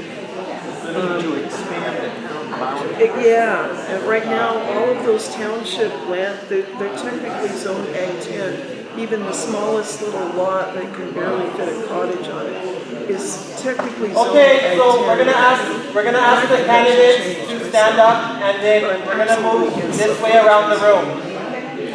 So if the candidates can wrap up at the table and then stand and move to the next table. The land trust is a state law thing? What's that? Land trust is a state law thing? No, that would be like a private public partnership, like make all Or the. the state level? I don't know, but I know in other communities, it's nonprofits that will partner with the state. So I think you need a mechanism copy that it becomes clear about it. They Yeah. can imagine it better. Yeah, thank you. Thanks for your ideas, tolerating me. Go this way. So like heavy meeting guys, Patrick. No, all the way that side, sorry. Yeah. Oh, is she going that side? Come on. But that's it. We'll figure it out. Just sit down.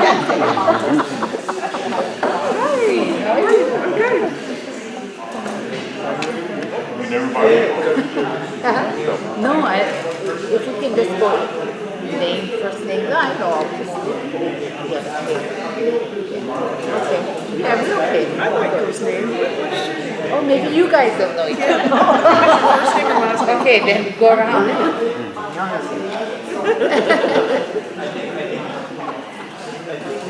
What's your name? I'm Patrice. Patrice and? Saturnino. Saturnino. And you two are together. You're an item. Okay. 1 minute more. I'm Christine Miko.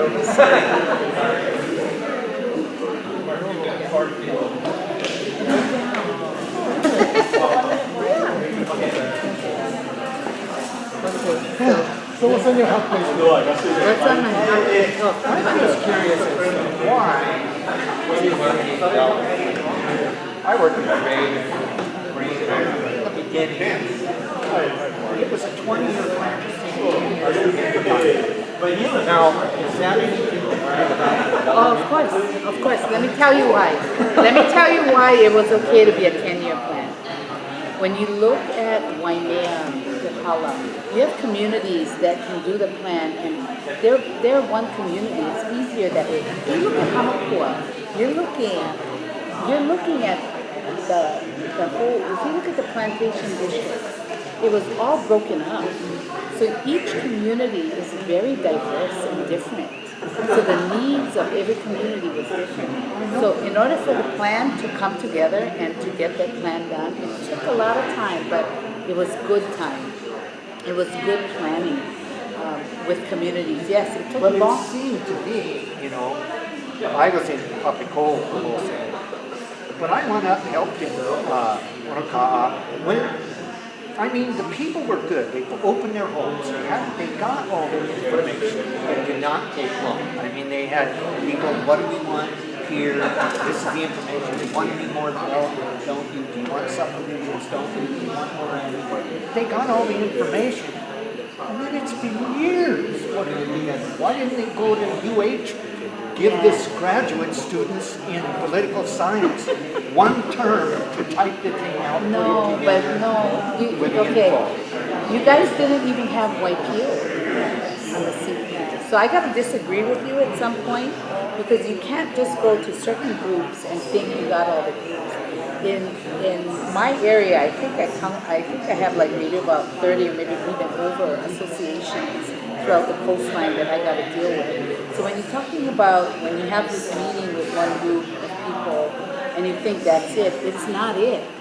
Because like in Honokaa itself, you can have 10 to 15 different associations. So once they find out, hey, this group, oh no, we want to meet too. And it's very different. And from Honokaa to Waipio, you have Waipio, Kapolena, Waipio, Kupahaile, Kapolena, New Stable, Haina, Honokaa, you have Paha, it's all different communities within that community. So Ahualoa, so when you talk about the development plan and when you guys started and going to community by community, going to Honokaa, Lapahoi, Kapaloa, blah, blah, that doesn't cut it.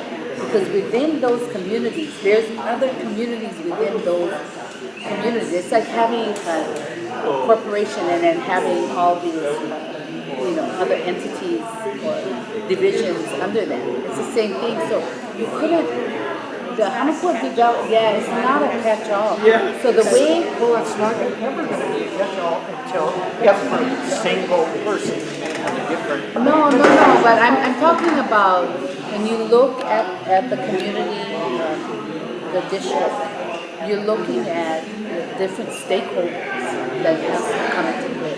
Now, white people was kind of like one of the last, I think, communities that kind of came and said, hey, we need our own vision. We need, and they were correct. So that got added on. It is, and so that, it's a beautiful plan. And I think it was really well done, and it took the time, but it needed the time. It needed the time at that steering committee level, and now it's going to go back into a community action, for action. Most recently. It's online. What I was worried about was our first meeting, when we first said, that was 10 years ago. And they were asking, what do you want for a 20-year plan? Lots of changes in 10 years. If they had a new meeting, they might say, no, I don't want that now. Well, a lot has changed with fisheries. Well, when you look at the Hamakua district, things change even sometimes on an annual basis. So a lot of times that have to be addressed too, or readdressed. So you got to understand the dynamics of this district that is so different from the other CDPs. Very, very different. But didn't you find in your experience though that there were some commonalities, commonly shared aspirations, there were some commonly because shared. even the ones I remember in one meeting, they posted some goals and some things. Right. A lot of them were interrelated. A lot of them were very similar. Right, they were very similar. Right. So when you look at the maps, you got to look at the maps and how where they claim to be the protected areas of prime ag lands and all. But when you look at it, every community has that. Yeah. So right. And then in your process, Right. so that in order to get your community members to get the buy-in to be heard, and that 10 years, I understand, signed up for 2 years. Yeah. Oh, wow. I know, and it's That's you know what, bonding is really good. So and then by the time you do your rounds and you come this way, something had changed and happening in this side because you have developers coming in and they're going, oh my God, we gotta do. So then you gotta go back to this and you kind of revisit it. But so yeah, right. Is that plan doing rezoning of any type? Is it city Ag 10 or what's the plan around the townships? Yeah, so what it is that plan doesn't do rezoning. Yeah, so I'll give you an example. Ocala has a plan and says here's going to remain industrial because there's the industrial zone area. And if somebody comes in and wants to do industrial, that's great, you'll do industrial. And if somebody would want to come in and say, I'm going to develop this into 1 acre parcels and put $1 million homes on it because this industrial area is right ocean view. So the plan says no, so then what the commission does is going, hey, you can't really change that zoning to that because the community is saying not no go on that. I'm not saying that it wouldn't, but that is the guide for the commission to look at too.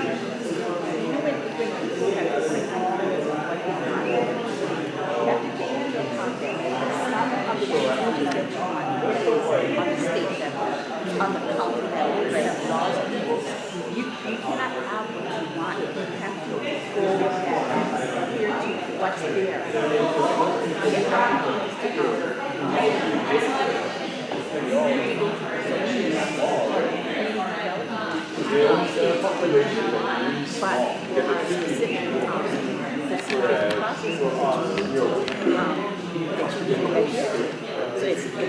But remember the general plan. So it doesn't address changing the Yeah, but you got to remember where the general plan is with that also. The general plan. That's what I'm remembering. It's the general plan that talked about building out Ponamu a little bit more. So the general plan, a lot of times in some areas, you got to look at which one. Because the general plan always talks about the city. But unless some laws are changed at the state level. Right. Community development plans. The general plan was supposed to incorporate. Right.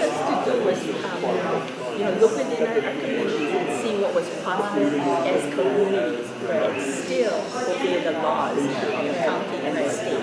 But to have this voice, to have the opportunity to learn about that, to say what you want, or to say what you feel about your community, that was what the whole 10-year process was. Yeah, and that's okay because a lot of people were impatient. But I for one could appreciate the long-term plan on that document because it really gave us an opportunity to look at the vast changes since the demise of the sugar industry. And I guess I'm just impatient because I know what people do to sugar. I still remember at Maritime Academy when they told us about. Because you want the buy-in. Yeah, but I still remember them telling us at Maritime Academy that during a war there was a ship, Liberty ship. The keel was laid, and 4 days and 15 hours later the ship was done in World War II. Are you ready for that? an entire shift, 40s, 15 hours, and so many minutes. It was done. And that's what people can do when they work together and have a plan. And work If you look, yeah, Huh? if you look at the CDPs, you look at which one just got passed by the council. Yeah. And if you look at the similarities, is where the closures took place. Yeah, the demise of the sugar industry is what the communities have a lot of changes in short periods of time since the demise of the sugar industry. But we went through the same thing. So. One example of your point was when the CD was starting 10 years ago. One of my favorite points that I really hope they would keep in there was after we did contact agriculture with the sign. Yes.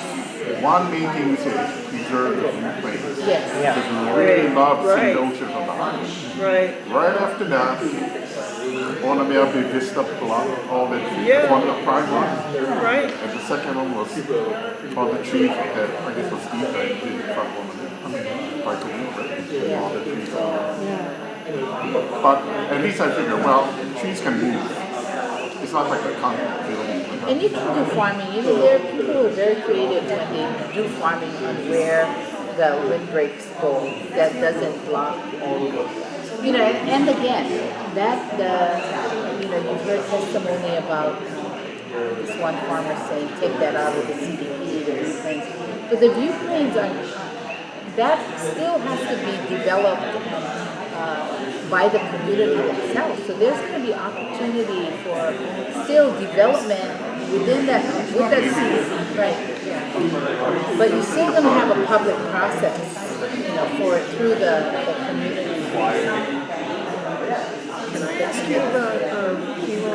Remember the big money that was spent on consultants to redesign downtown Hilo that sort of had more better walkable areas and all that. What's the status on that? Is that dead on arrival, or what's happening No, I with think they're that? still working with the Blue Zones project and the planning. Yeah, the planning department still working on opportunities. They have some type of 1 minute, one 1 of them minute, and was then we'll that switch. walking path that That's in progress. Yeah, they started that. I think that was a safe thing to do because I see a lot more activity on that walking path that is safe for the kids and the families. Like, for example, that the paper just came out with that thing about Banyan Drive in the industrial area. About the extension of the how do we get that information to see what's being planned for, especially for Banyan Drive?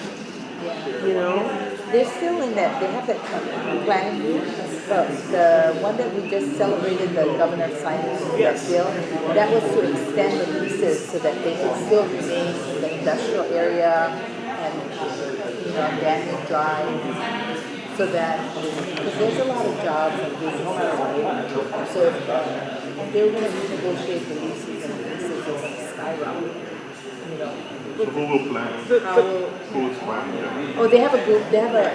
But what about those couple condos that are there that are really horrible shape? They're kind of slummy. Are those going to be able to stay? I don't know what the design committee is with it right now. I can get you that information. Okay, thank you. Because it's still. Thank you, candidates. If you can move to the next table. Thank you. But thank you for being so patient with us. When I started, It's a great document. It's a great document. I couldn't believe that I might be in a care home like this. But you're still here? Yeah, I thought this ought to take about a year and it will be done. Oh, yeah. I'm curious. It's the same people?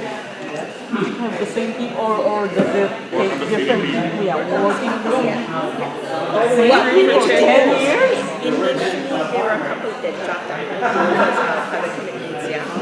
But Glenn, myself, Craig, That's commitment. and the Coolidge didn't get sick. Paiola and Pahio, Brad, and become the CDP. Oh, the current one.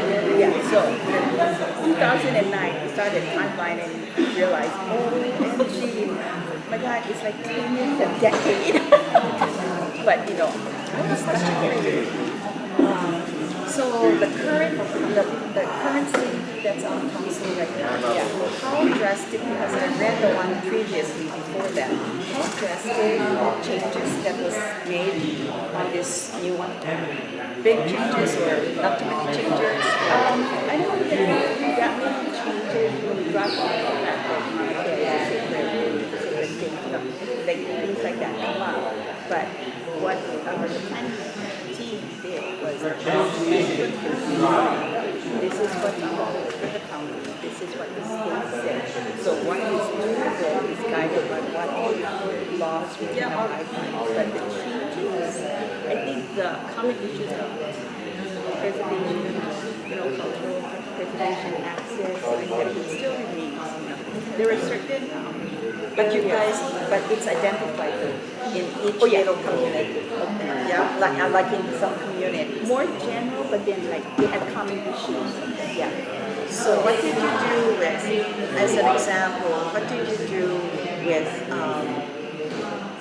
such as Hilo, Palau, when it came to the counties? Did you guys change any of the zoning? No. Okay. Because I know they're facts.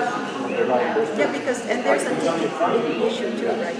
I mean, you can make changes that say, you know, since you already are zoned, let's say as an industrial, you can't say that now they're going to change it to something else. Yes, you can get sued. I mean, you still have to go to the zoning process. Yeah, like that. Yeah. So we kind of like identify what we want in things that we like that.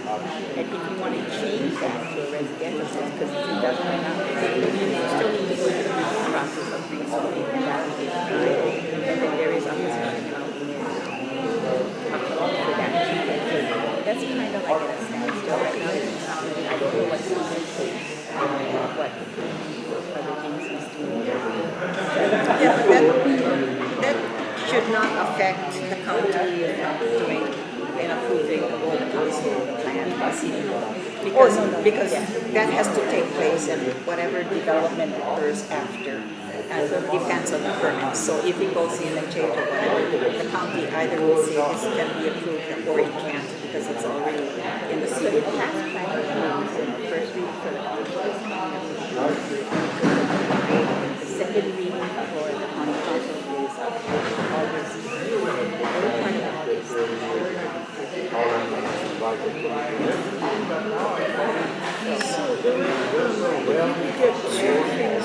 Just two things done in your next term, what would your two things be that you'd be so proud to achieve? The airport authority, that I had the bill creating an airport operation separate from government, and that bill survived every committee, every passed the legislature, the House was into passing it, but then political things took care of it at the last day, at the last hour. So what it does, Why is that such a motivator?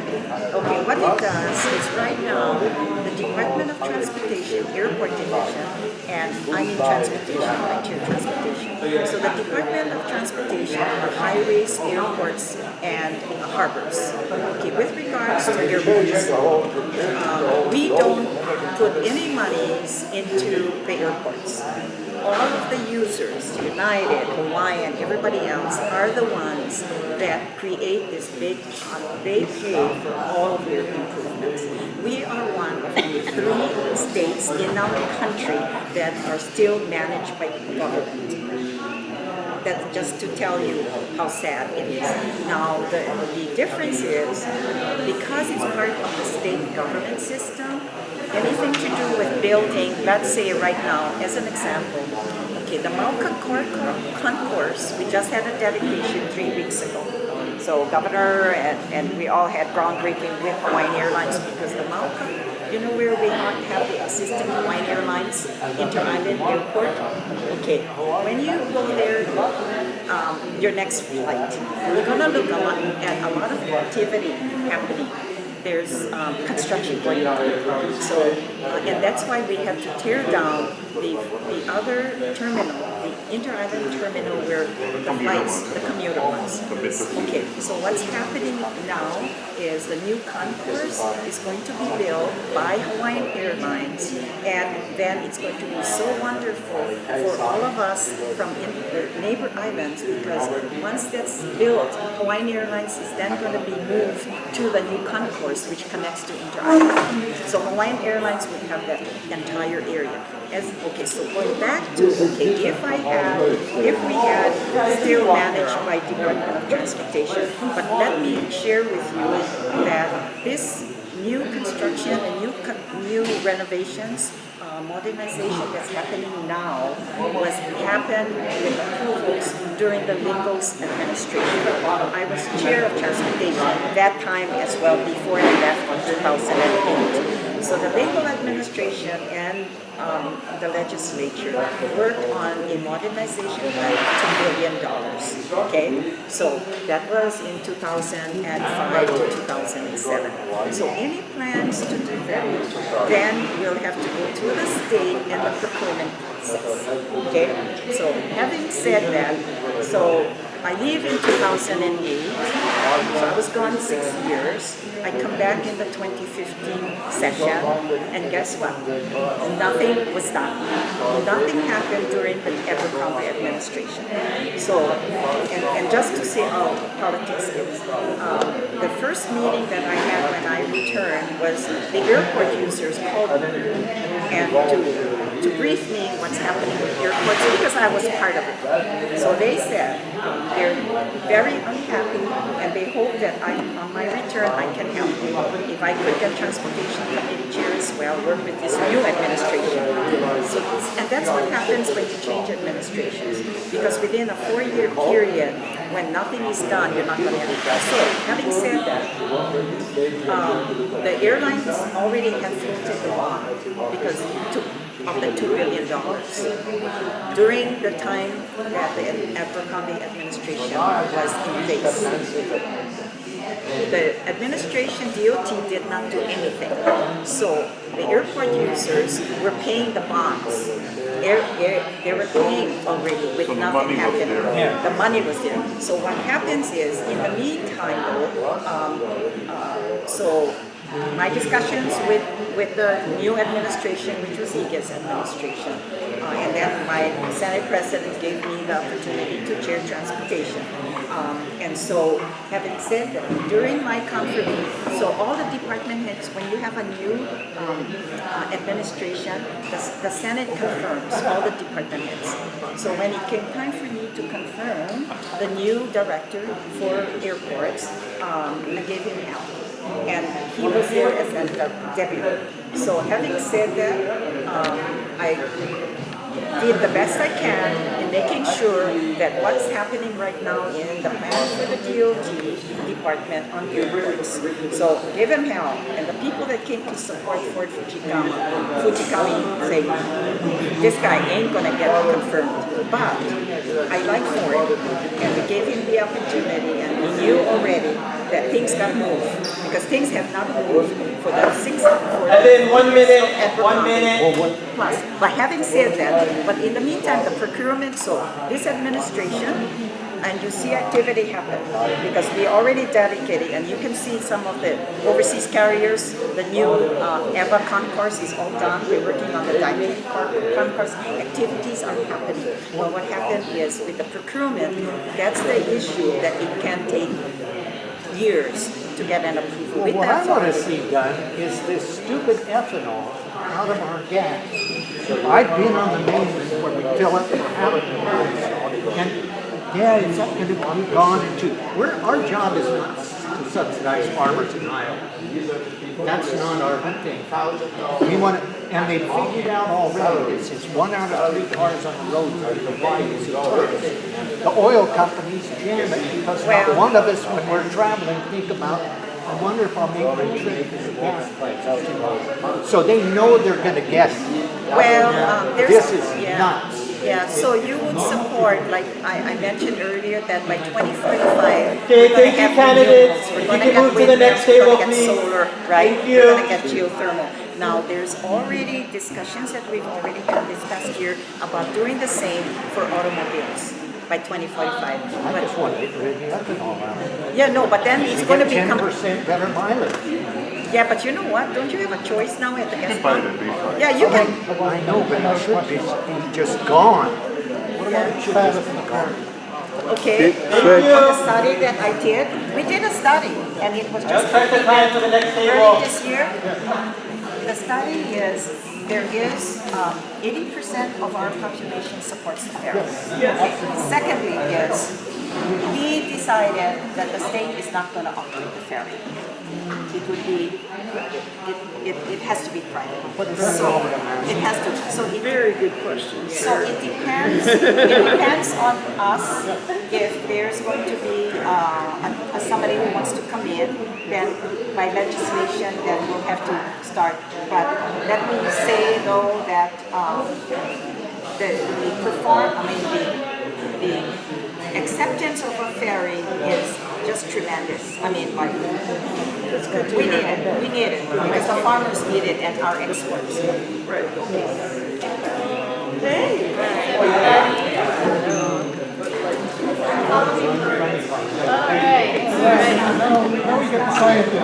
Yeah, thank you. But I kept when I was speaking up there. I looked at you and you had a nice big smile on your face, and it made me feel like I was doing a good job. So thank you. I was just complaining that I wanted to be gone.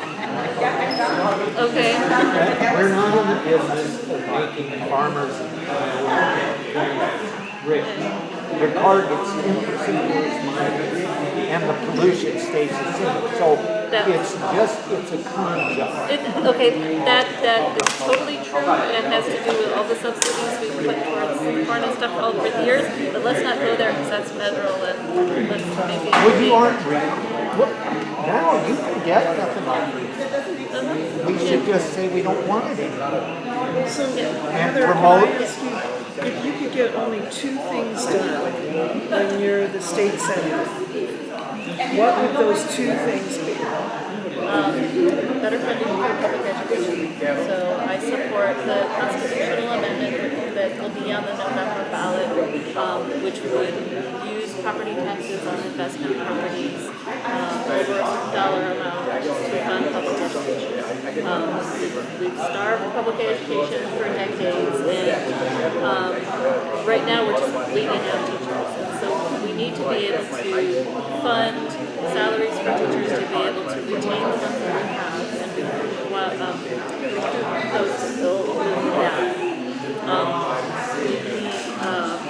One of the two top things that improve student outcomes is well-paid teachers, quality teachers, and lower classes. In addition to that, making sure that we have localized decision-making about the curriculum, which is one of the priorities that we should shift towards in education as a whole. The enabling language for that, if it should pass the constitutional amendment phase, has to be very clearly written, because one of the things that we don't want to do is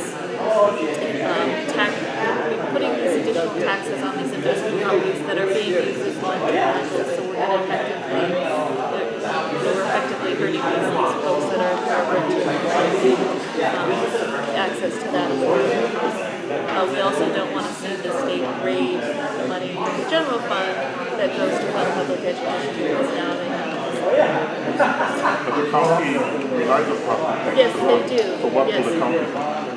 So one of the things that I also support, I would put it in my top two of getting done, is getting a larger portion of the DOT. I think it's incumbent on the state to provide that, returning back to the pre-recession percentage levels, because the county bears such a brunt of the cost of having the tourists.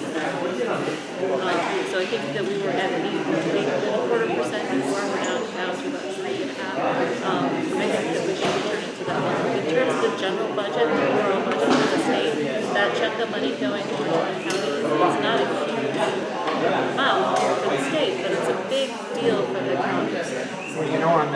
education thing is interesting when our kids live in France.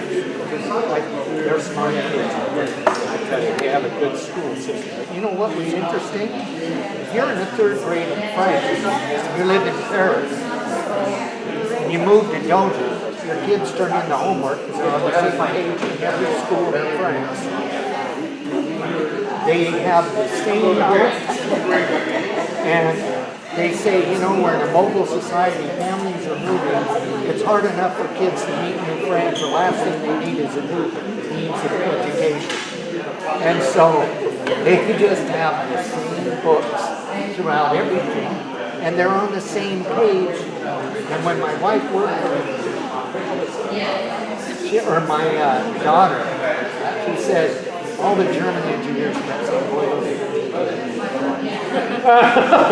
so they must. I mean, the point being is curriculum matters and having an understanding of what the community needs, what the students on the cost of books is way down. You have the same thing throughout. They have a really beautiful way of serving lunch to the school kids. Yeah. They teach in proper manners. They almost like a wait staff bring the food like you're in a restaurant.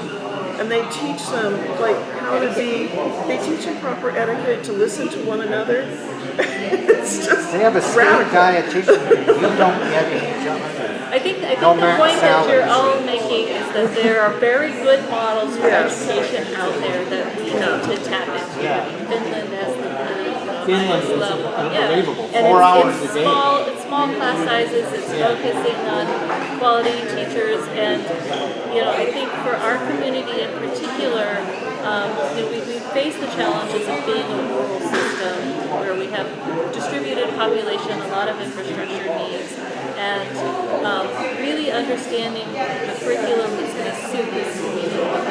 Mark kind of got into the fact that we've dropped all of the career and technical training and focused on this like pre-college path, and that's not the right path for all the students, and it's actually not the right path for the diversification of our economy. Imposed by the Fed, so how do you contract with that? Well, it isn't entirely imposed by the Fed. So the reason that we withdrew a lot of the funding from career and technical training was to increase the levels of standardized testing. Some of that is required by the Fed, but not all of it. Standardized testing is really expensive, not to mention it just doesn't really assess the children or anything in any real way. And so you teach for the test. And, I got my 3rd youngest daughter is like an okay student, but she's an excellent test taker. And she comes back with these scores and it's like, wow, she's like in the top 99 percentile. And I love her, but she's not that bright. She's smart. She's the sweetest. No, she's the sweetest kid. I tell you, if she was an animal, she'd be a golden retriever. Tails is my. She's so empathetic. She just knows when somebody needs a hug. And she's just a wonderful, wonderful person. But her assessment and the standardized test is no measure of her scholastic ability. Nor is it, I think, actually, is it a measure of like what kind of success that she'll have in life. The fact that she is so empathetic and that she gets along so well with other people, that is a really effective and important skill to have. And so, looking at ways to there are standardized tests that we do not have to do because of our curriculum that would free money. The second thing, tax policy. We did get into that a little bit here. And it's not a sexy topic, an interesting topic to talk about, but it's really, really important. It's gutsy to take it on. It is gutsy to take it on. But, Mark's talking about it. Todd, that's one of his key things. There are people that are interested in making this happen because there's an understanding that the food is really imbalanced right now. And because of that, it's hard, it really impacts that cost of living issue, that affordability issue, and it also encourages this speculation and having our property taxes be so low for investment properties and whatnot means that it's a very safe place to park your money if you're from outside the state. And right. Right, Yeah. exactly. Yeah. And that's another reason why, the education thing and this are tied together. And right now, if you buy a piece of property in Wisconsin, you know you're going to get your money back in 10 years, even though you're paying property taxes. But now you've taken that land and that opportunity for housing out of the market. And this is tied into Well, the tax system here, at least, I mean, I'm one that thinks there ought to be only one tax, and that should be a sales tax. But I think you should protect the poor. And the way you do that is you never tax food unless it's prepared. You do not tax food, you do not tax education, you do not tax medical. You're a radical, sir. Yeah, But I you mean, know what? When you buy junk, you pay. I understand your line of thinking. I just say, I do, and the poor can't complain. I'd say, you could say the first 500 kilowatts a month on your electric bill, you do not pay any tax. You pay the bill, but no tax on it. Okay? And then say, well, that's enough for people in a small 1 minute, 1 minute. I would say that it's important to recognize, the GET is really stable, and the folks of the state, they like it because a third of it is paid by visitors, a third of it is paid by tourists. So I don't see it going away. Well, most I do of it would be anyway, other than because they would eat prepared food. If you go to a restaurant, you pay. Right, but now that more of them can go and stay at vacation rentals, they actually buy more food. We don't tax prescription drugs right now. I think there are a few other necessity items that we could include in that excluded list, but we don't want to go like crazy with, we're going to exclude this and now we're going to add this. One of the things that I worked on prior to running for office was the earned income tax credit. And so like at the federal level, if you make a certain income, if you get a certain amount of that back as an earned income tax credit. So it's for working families. And the bill was proposed and it passed in 2017 to have a tax credit for Hawaii state income tax that was 20% of the federal tax. When it was originally proposed, it was just an out-and-out credit. And so you could get it even if you didn't have to pay tax. And it was going to be revenue neutral because it maintained that highest, that tax bracket with 300. Thank you, candidates. Thank you. Anyways. You can move to the next table. Why not just make the tax simple? Why is the tax system so complicated? It's complicated and it's unfair. Yeah. I just like to say, I just wish we had a sales tax. Certain things, because let's face it, even Bill Gates, how much can he save a year on food he buys?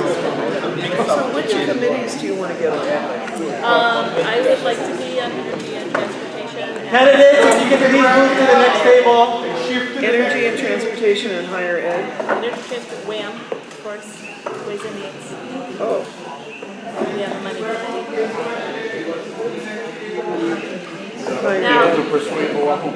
Yeah, that's the challenge as a neighbor island senator, and I think vying for. Right. And it's all about relationships, and I've been working on building relationships over there, and when you elect me, you're not just getting me, you're getting a team of people that are really ready to go in and have this progressive agenda. So how about doing that, building relationships over there? And going over there during the legislative sessions. That's good. We're navigating certain things and very good. Building that network over there. Very good. It's important. It is absolutely. Yep, okay. Nice to meet you all. Thank you. Very much for coming today. Thank you. Make sure you grab one of my cards so you have one phone number.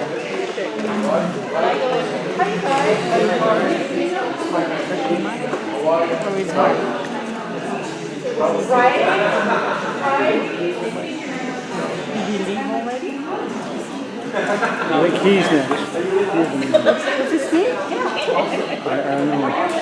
Oh, yeah, you got this candidate. What Yeah, right here. Right here. Show your poster. Show us your poster. Moya means peace. Moya? It's upside down. Upside down, upside down. I know you can read upside down.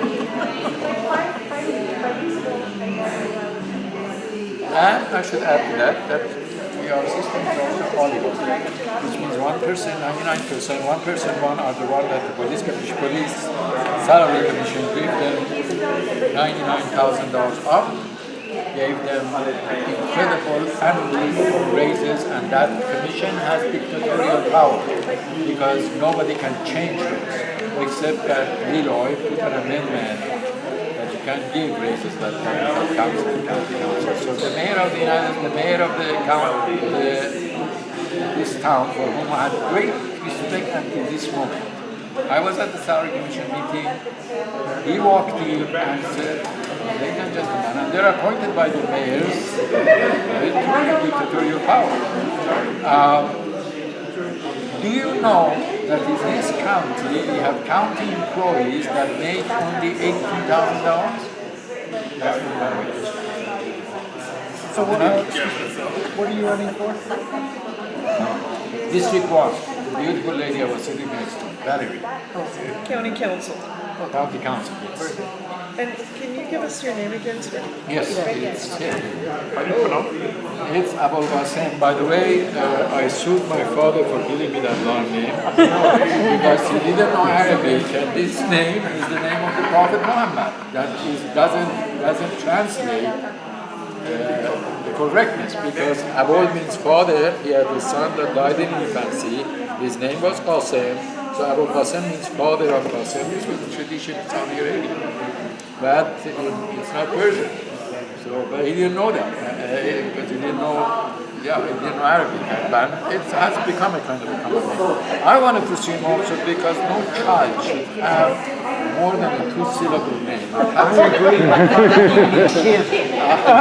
And he told me that. He said, I thought you'd never be able to spell the long name.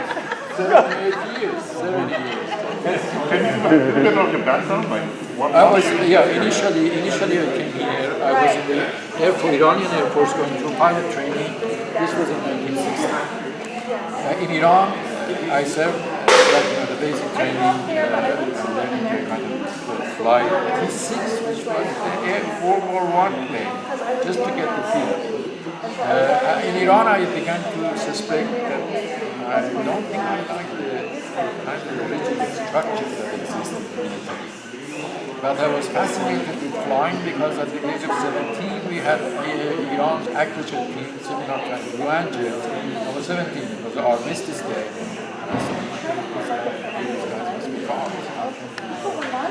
600 miles an hour, and do all of these things. So I fell in love with flying. Instead of going to medical school, which was my intention, I joined the Air Force. In Iran, I began to suspect my career as a military. Then, we were sent to San Antonio, Texas, to go to Lacan Air Force Base to learn English. From there to Valdosta, Georgia, then Craig Air Force Base, which is 5 miles from Selma, Alabama, where the civil life began. Craig Air Force Base. And when I sat down in a T-37 jet, which is a seat by seat that my Captain Alpinger was sitting next to me, and then I soloed. When I soloed, my God, it's different from the ground. I have this damn helmet, I have all these instruments, and there's no police here, so it's easier than we were supposed to... So you were in Iran when you shot? Oh yeah, I went back to Iran after 15 years. And experienced the Shah and experienced the present regime that I joined, and that changed my life. Had I not gone back, I still would be a Shiite. Now I have found for myself at least the answer to what faith means. Believing in God is optional, believing in humanity is not. When I say believing in God is optional, I'm embracing the whole of humanity. Because there are millions of people in China alone that are surviving just to make things for us to be sold at basis. God loves them as much as God loves us. Anyway, so I went to Captain Albinger's home after I soloed, and blue is mine. I'm sorry that we didn't have these before because I wanted the expression. He was trying to tell me what's going to happen next. I said, Captain Albinger, I have news for you. I said, I just decided that I want to leave. He said, what? I said, don't waste your time explaining what's going to come. I'm not flying anymore. Do you know you have an Iranian captain in Blackland? He's going to come on even if somebody didn't make it, and I had, solo in 17.5 hours. I had maximum 25. That he's going to come, that we might even give you just, what are we going to tell him? I said, I don't know. Then I said, but I'm not finished. He said, what else is there? I said, I want to seek asylum from the United States. He said, what? You're an officer of Iran's Air Force. You know what the hell you're talking about? I said, he said, that's beyond me. So they sent me to the 2nd Division of the Air Force, which was security actually, and they wrote for me. They wanted me to write down why I think they suspected me. Nobody had ever done that. Nobody comes to America from Iran and leave before they have to. So I wrote 13 pages, and one part of it said, I do not believe in kings and queens, and I believe every child should be able to reach the highest level of society. They gave me all kinds of options that maybe I'll change my mind. Fly, maybe you change your mind. I'm flying, and if you didn't, it make you fail. Fly, whatever it is. You don't have to fly a jet. I said, no, that's living a lie. So how did you get to Hawaii? Yeah, that's a good question. One sentence eliminated me from flights. I went back to Iran. Fortunately, everything worked out. I was back in 6 months. Went to San Antonio, finished San Antonio College, went to University of Texas, got my BA in political science in 1967. Met my wife, daughter of the minister from Indiana. And from where? Indiana. Then I taught Persian to Peace Corps volunteers going to Iran. Then I told Judy, I want to join Vista. She was getting her PhD by the way, I was getting my bachelor's. I said, I want to join Vista. Volunteers in South America, perhaps. 1 minute warning. Thank you. To the Pioneer Indian Reservation in South Africa. And we went back to Texas. She started working for the Department of Health and Human Resources, Federal. I joined the business college. After I was there, I found a base and I was put on all security forces radars, everything controlled. And I decided in 2009, I decided to get out of the Navy because my telephone was controlled, my children and so on. So I decided to go to Paradise, Hawaii. And I ended up in Paradise 7.5 weeks because of this idea, because I'm saying, we should sitting back there for Christ to come back to fix everything. Why? If I go to the judge and say, okay, this gentleman has decided, I don't know him, but I know he has been saintly, and I have committed murder, and he has agreed to die for me. The judge calls the baby. He said, would you take this over to the mental hospital? So why should we have someone else die against the Christ? Because we have both evil and good within us. There's not something. So I came here, and what happened was, I have been on the radar, my email is controlled, my telephone is controlled, and I am in control. I had an open heart surgery that wasn't necessary because like an animal, they wanted to plant the help of cardiac to plant GPS in me. So my body is controlled, my telephone is controlled, my email is controlled, and I'm in on a 24 hours basis. I'm harassed continuously. After the Panama exit on 9th of July of 2014, they pulled me back, someone pulled me back from getting off the bus. They started hitting me in the face, fractured facial bone, structural damage to my eyes. My eyes are not level, so I see double. Thank you, candidate. You can move to the next table. And police uses the drug. Are we done? One more table? Okay, last table. Well, God bless you. My church is code of practice. My congregation, the whole of the matter. You did all the things? Okay, over there. Thanks, John. Thanks, Joe. Nice to meet you. It's nice to meet you. God bless you. And I need something, I'm taking Hawaii, and I said something about some people I know. They said, Abraham, you signed your death sentence. I said, no, that doesn't mean the beauty of Hawaii language, the things about the world come to visit. But we cannot have the kingdom anymore in terms of politics. Where the kingdom is the kingdom of God. Yeah, I mean, Lower Street is parallel to the city. It's the first building, four-story building on the right. Now, I talk about these and I say, all of us, by the way, be the same way. Fight for justice, help yourself and others, and be Savior. Each one of us is different. Whatever we do, we help ourselves, help others, fight for justice, and do no harm. That is just like Christ. Thank you. I think this is now. Okay. Here, God bless you. Thank you. Okay, so one more. Sure. We got one more. Who's coming? One more. Mark, right here, Mark. All right. Thank you. Thank you.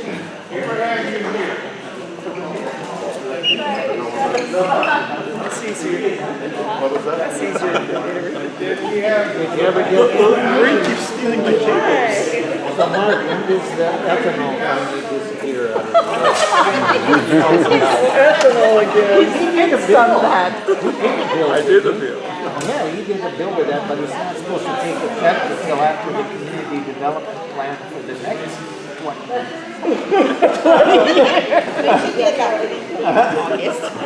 No, when does the ethanol apply?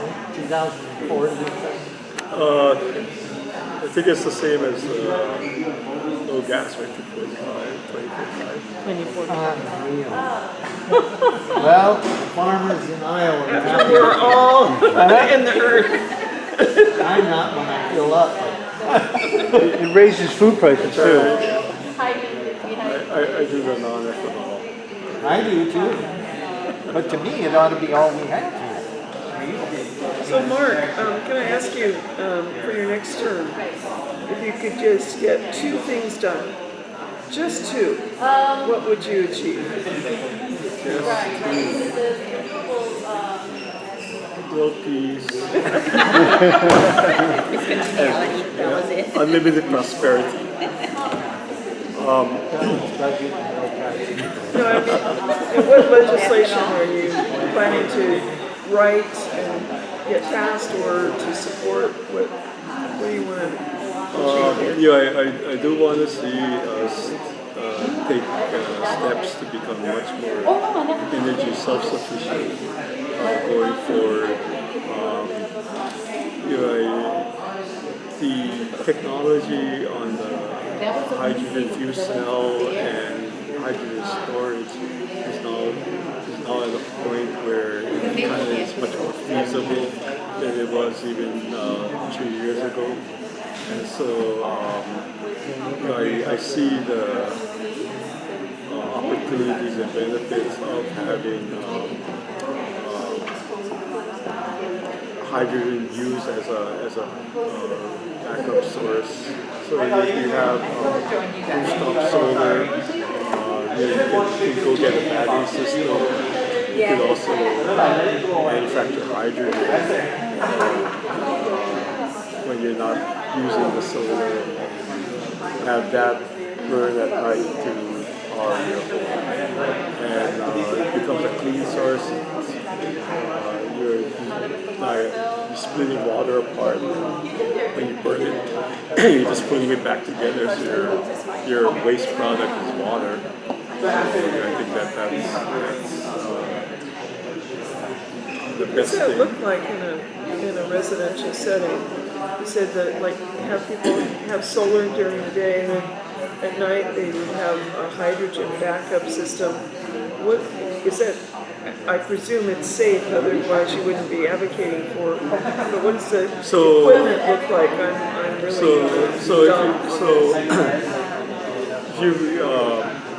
Hank Rogers has his ranch set up like that in Honolulu. And what he does is he has rooftop solar, he has electrolyzer, that attached to an electrolyzer that splits the water. The hydrogen ends up in what looks like a gas tank, like by the backyard gas tanks that that propane, and it gets stored in there, and then so it goes in there, and then when you turn on your fuel cell, the gas comes out and it burns over the fuel cell. What companies are making the fuel cells? Is that F-Cell or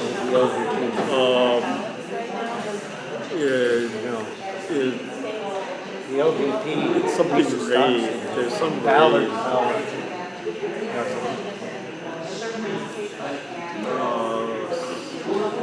The electrolyzer that they're using here is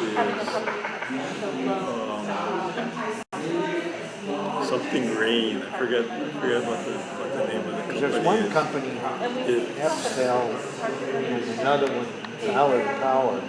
Ballard Power has contracts. Ballard they do Ballard is they're much better known for the buses. Yeah, but No, I asked this Mr. DeLuz from the Toyota sells the hydrogen car in California. And he said it's not that simple because it needs a totally unique separate garage maintenance. It's not other cars. So that's true. And also they will set up a fueling station. I really think you're going to use more electric anyway. So there's a fueling station that will service the Toyota garage. They opened last week. And we actually have a fueling station opening at Nelha before the end of the year. Kona. Now the big question is, how much state tax money has been spent on the fueling stations? Not on any of the fueling stations or anything to do with it? Almost none, because most of it has been federal grants. U.S. Department of the Navy. The other part. Yeah, U.S. Department of the Navy and U.S. Army that have been paying. Well, actually, Air Force and Army have been paying for all the infrastructure projects up to now.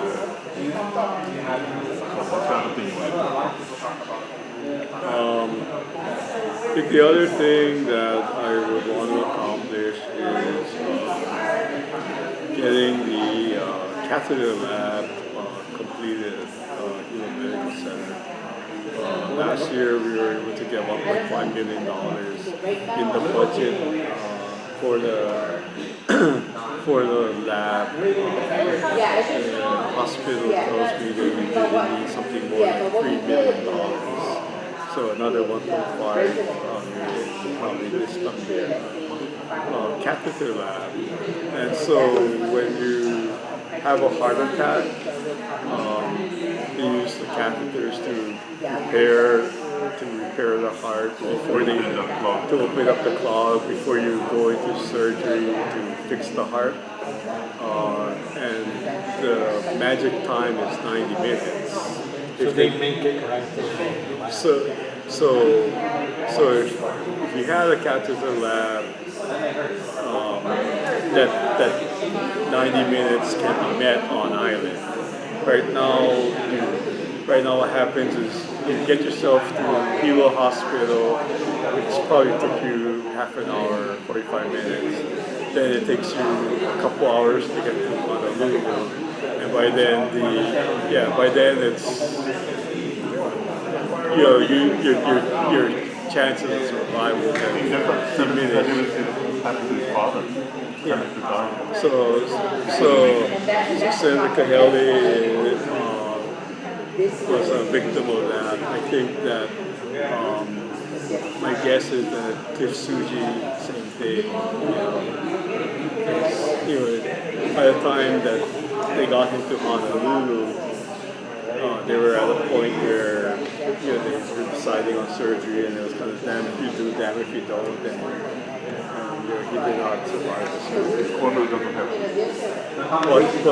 What they do in Kona now is if you get a heart attack in Kona, they put you on a plane, they send you to Maui. And Maui has a lab. Does the lab just make the catheter? No.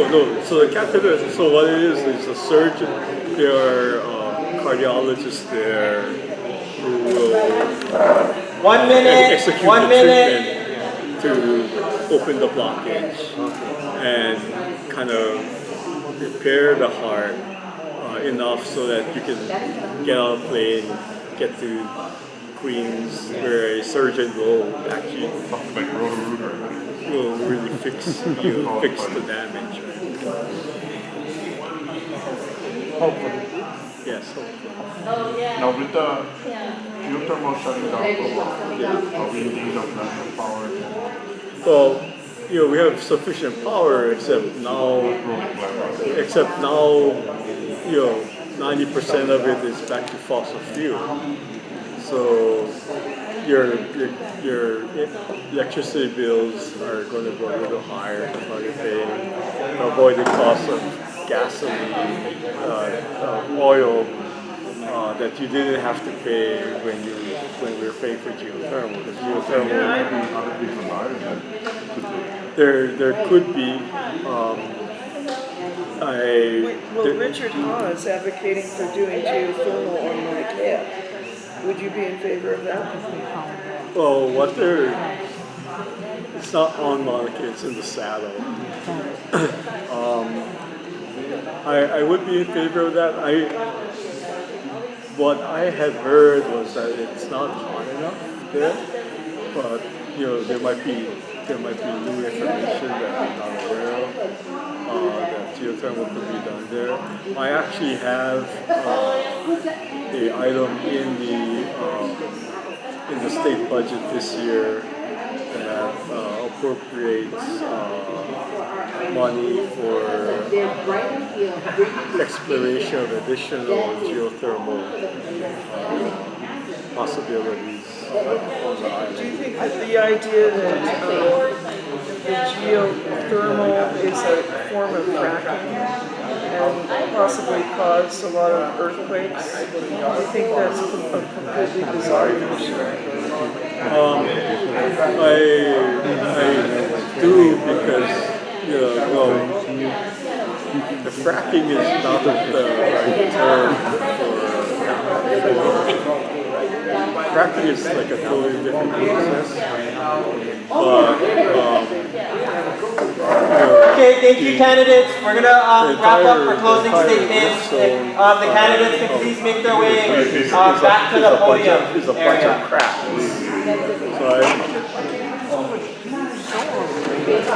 And then pump for build a reservoir, fill it, line it, run it through a turbine on the way down.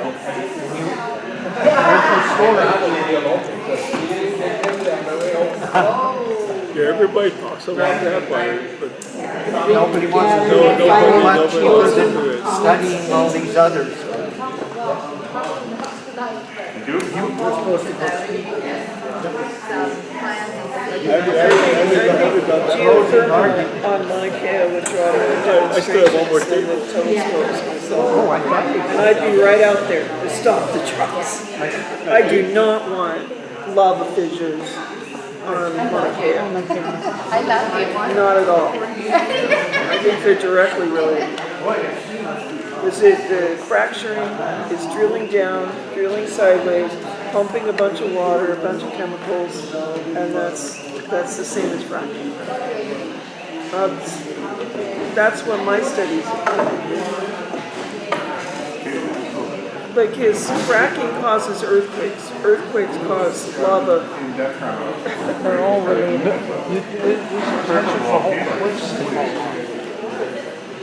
Yeah. mean, I think you would find a lot of people very upset to go that direction. Okay, well, we're. Okay, candidates, that's closing comment.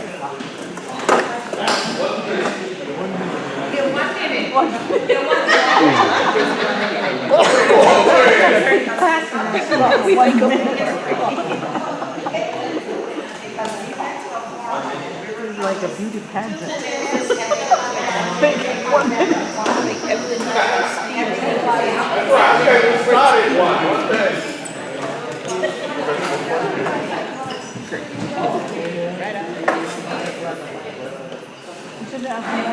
Very. It's 80% approval by the people. Why do you think it's happening? Put on your best smiles. So those two.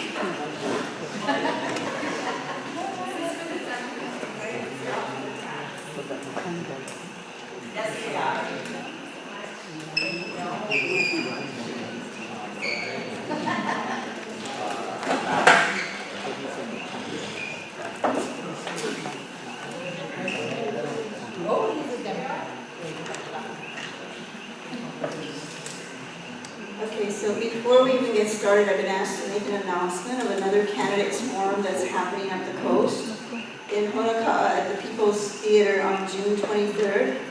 Doors open at 5:30. Is there an end time to the event? Is there an end time? 5:30. 5:45. Whenever it ends. 8:30 or 9, okay. So again, June 23rd, Honoka'a People's Theater. Thank you. July 23rd. Okay. I'm sorry? 6 to 8:30 is what you guys gave us. Okay, well, yeah, the event starts at 6, the doors open at 5:30. Steakhouse is there. Yeah, they're not having a coffee.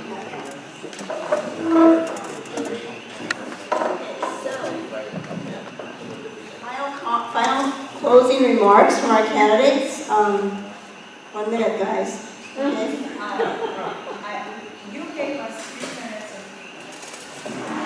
We had this issue before. Okay. All right. Okay. Okay. That's fine. That's fine. 3 minutes. Okay. Okay. All right. Thank you. Yeah. If you prepare 3 minutes. So 3 minutes. 3 minutes closing. And we're going to start with that.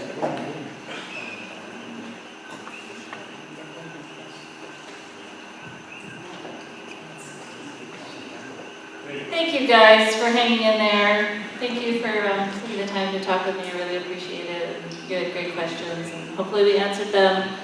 If not, make sure you get my flyer with my phone number or email on there so that we can continue these conversations. I'm going to share a story. The table right here has already heard it already. About 5 years ago, 2013, I decided to do the Molokai solo. This is the World Championship of OC1 outrigger canoe paddling. It's a race that goes from the end of Molokai to Oahu. It's 36 miles. And about 8 months out, I started preparing. And I brought a team together, people that were experts in cross-training and cardio work and nutrition. And I built a plan to train for those 8 months, and I stuck to that plan. And then when it came to race day, I had planned for the race taking about 4.5 hours. It was the worst conditions ever for the Molokai solo. It was wind blowing this way in my face, current pushing this way, and it was the kind of situation where if I had stopped paddling, I would have been, blown back to Molokai. And I just kept going. I just kept working hard, did what I set my mind to. It took me 6.5 hours to finish. And when I was done, we have an escort boat that comes with us and make sure that we, don't die or run into any real problems out there. And I said to the escort boat driver, I said, that took a little longer than expected. Do you want me to give you a little extra money for gas and for your time? And he said, no, my son was on that boat. And he saw you pursue your dreams, follow what you had committed to do with determination, and that was more valuable for me than 50 extra bucks. And if elected, this is the kind of attitude and process that I will bring to the office. I will prepare, I will build a team, and when it's time to execute, I will execute with determination. So thank you so much for your time tonight. Appreciated talking with all of you, and I humbly ask for your support on the 11th of August in the primary. Mahalo.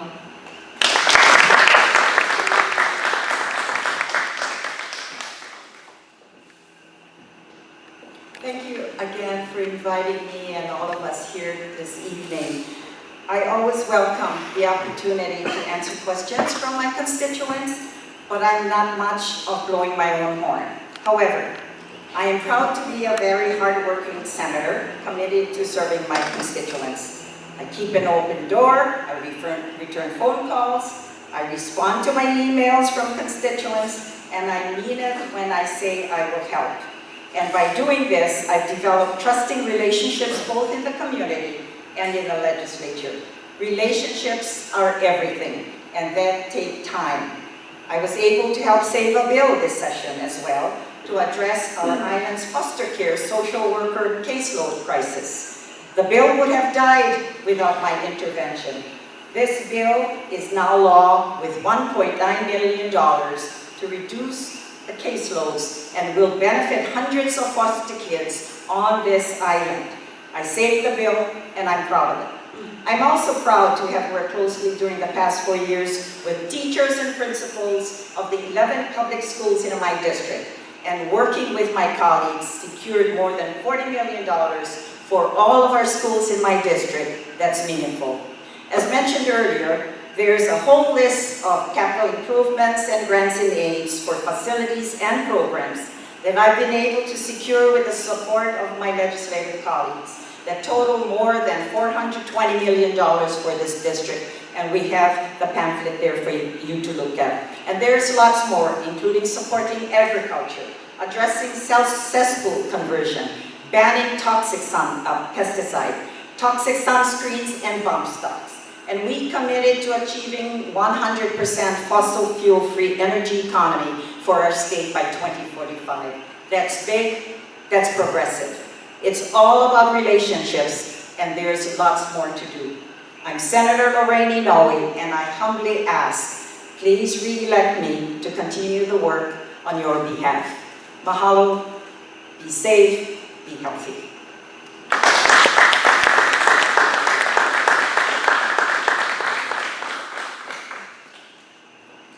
Aloha, and thank you, for being here and giving us the opportunity to share our visions and our, what our hopes are for our district. When I first ran, I had to go to some political advisors. I don't know if you know Yoshito Takamine, passed away a while ago. But I went to his home and I asked him, I said, Yoshito, I said, I'm going to run. How do I do this? Because there's so many controversial items. What do you do? And he said, what you got to remember is there's no absolutely anything we do in life. So you got to look at the pros and the cons. You got to listen to the people, and you got to just make the best decision that you feel would be in the best interest of your community. So the next person I went to was Takashi Domingo, because I said, okay, I know what Yoshio told me, and we have a lot of things that we can or we may not be able to do, or we may agree or disagree, or agree to disagree on, but we can make it happen. Just understanding there's no absolute, but making sure that we do the fairest thing possible in the best interest of the community. The next person I talked to was Takashi Domingo, and he was a great supporter of mine also, and he was our district representative. And he told me, Val, you know your values. He said, you can compromise on the issues, but never compromise on your values. And when he was dying, I went to see him several days before he passed, and he made me promise him that again. And I hold to that because I know what my values are, and I will compromise on the issues, but I promise you, that I can make a promise. I will never compromise on my values. And I love Hamakua. I love District 1. I was born and raised here. I probably died here. I love this community. I love the culture, the lifestyle, the heritage that we've created. And the CDP, the Community Development Plan that took 10 years to do was well worth the 10 years. And that will help guide me and also guide our future after my term ends, whoever is in office. So that is a great document, a living document that we have, and we owe that to the people whose voices were heard. And so we make sure to elect someone that will continue to support those voices. So thank you so much for having me, and I love you all. Aloha.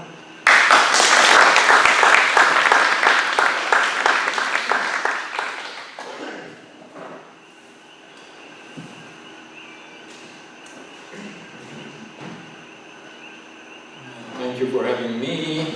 Sometimes I'm worried that I'm treated as a terrorist. I'm not one, I assure you.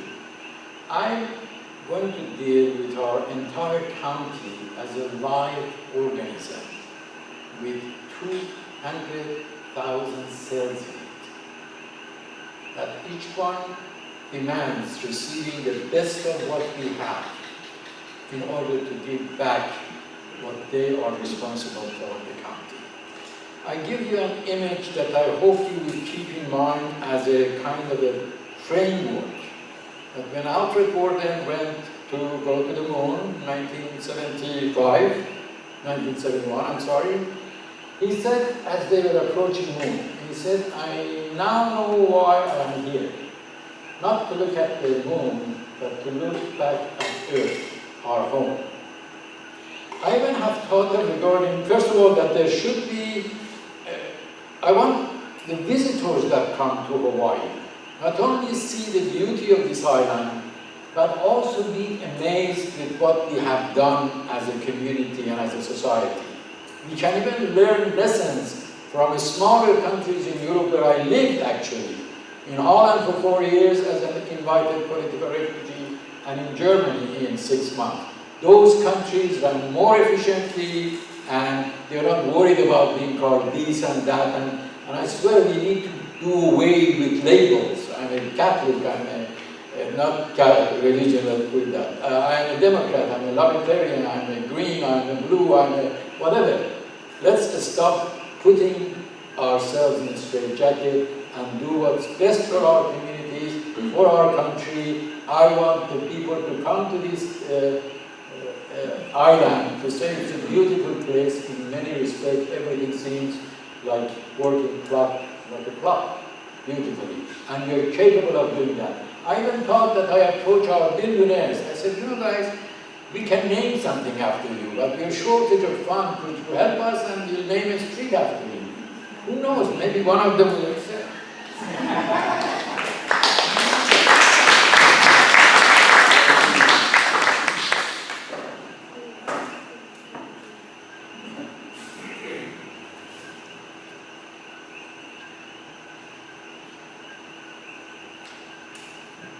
I want to thank all of you for giving us the opportunity to engage with you this evening. There are lots of thoughtful and interesting questions. I think it challenged us to kind of expand ourselves a little bit more. We want to thank Hilo Community Association for providing us with this forum to discuss the issues, to try and differentiate who we are from each other. And also to kind of show a little bit about what we believe in and where we plan to go in the future. I think that the Hamakua Coast is a very special place. I get a lot of colleagues of mine who tell me that we have a very beautiful district, and I just agree with them. I think the difficulty with our district is the fact that the district is the size of Oahu with the population of Manoa. You know, it's sparsely populated, they're all spread out, and there are many needs that need to be addressed. But you know, I think working together, often we find that we're left to ourselves to come up with the answers, and many times we do. And so I thank all of you for taking the time this evening to join us, for caring enough to be here, and please remember to cast your ballots. Mahalo.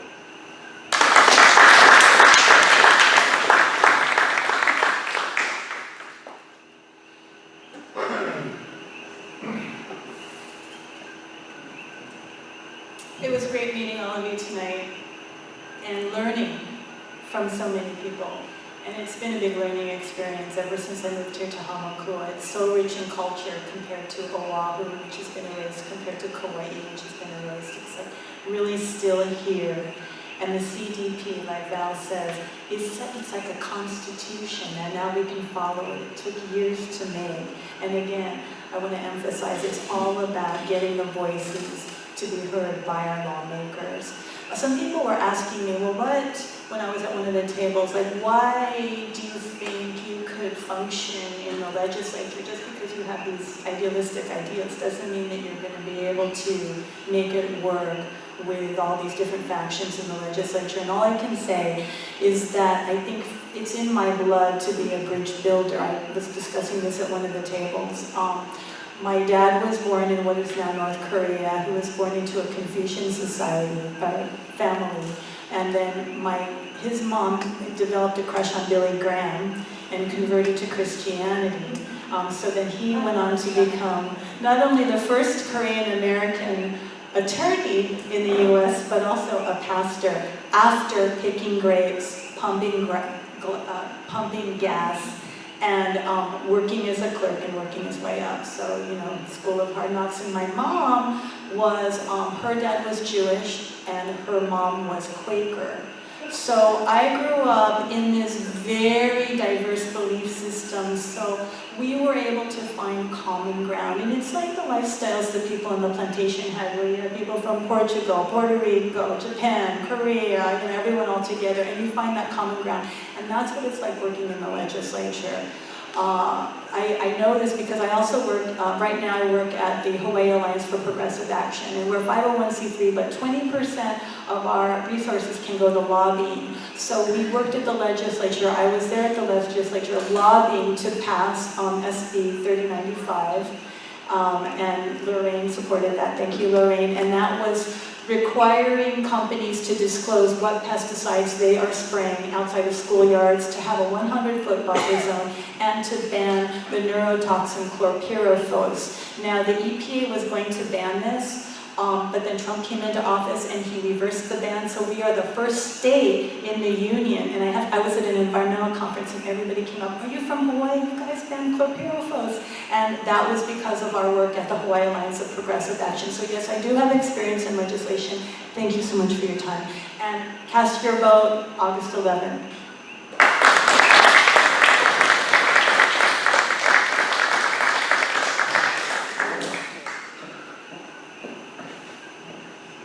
Well, mahalo everyone for being here, and that concludes our evening tonight. I want to remind you that the candidates all have literature, so please take time to look at it, and probably have some contact information that you can contact them later for more information if you need it. So thank you very much for being here, and we'll meet again. As you came in and you signed in, there was a jar. And it says donations for the displaced Puna residents. If you'd be so kind to, if all of you would be so kind to make a donation, the board, the Rural South Hilo board will make a decision as to what nonprofit, Red Cross, Salvation Army, and the money will be donated. That's good. And the padded chairs, if you can take them to that side, the regular steel chairs we need on this side. And start breaking down tables, helping us with it. Thank you very much for your presentation. Thank you for attending.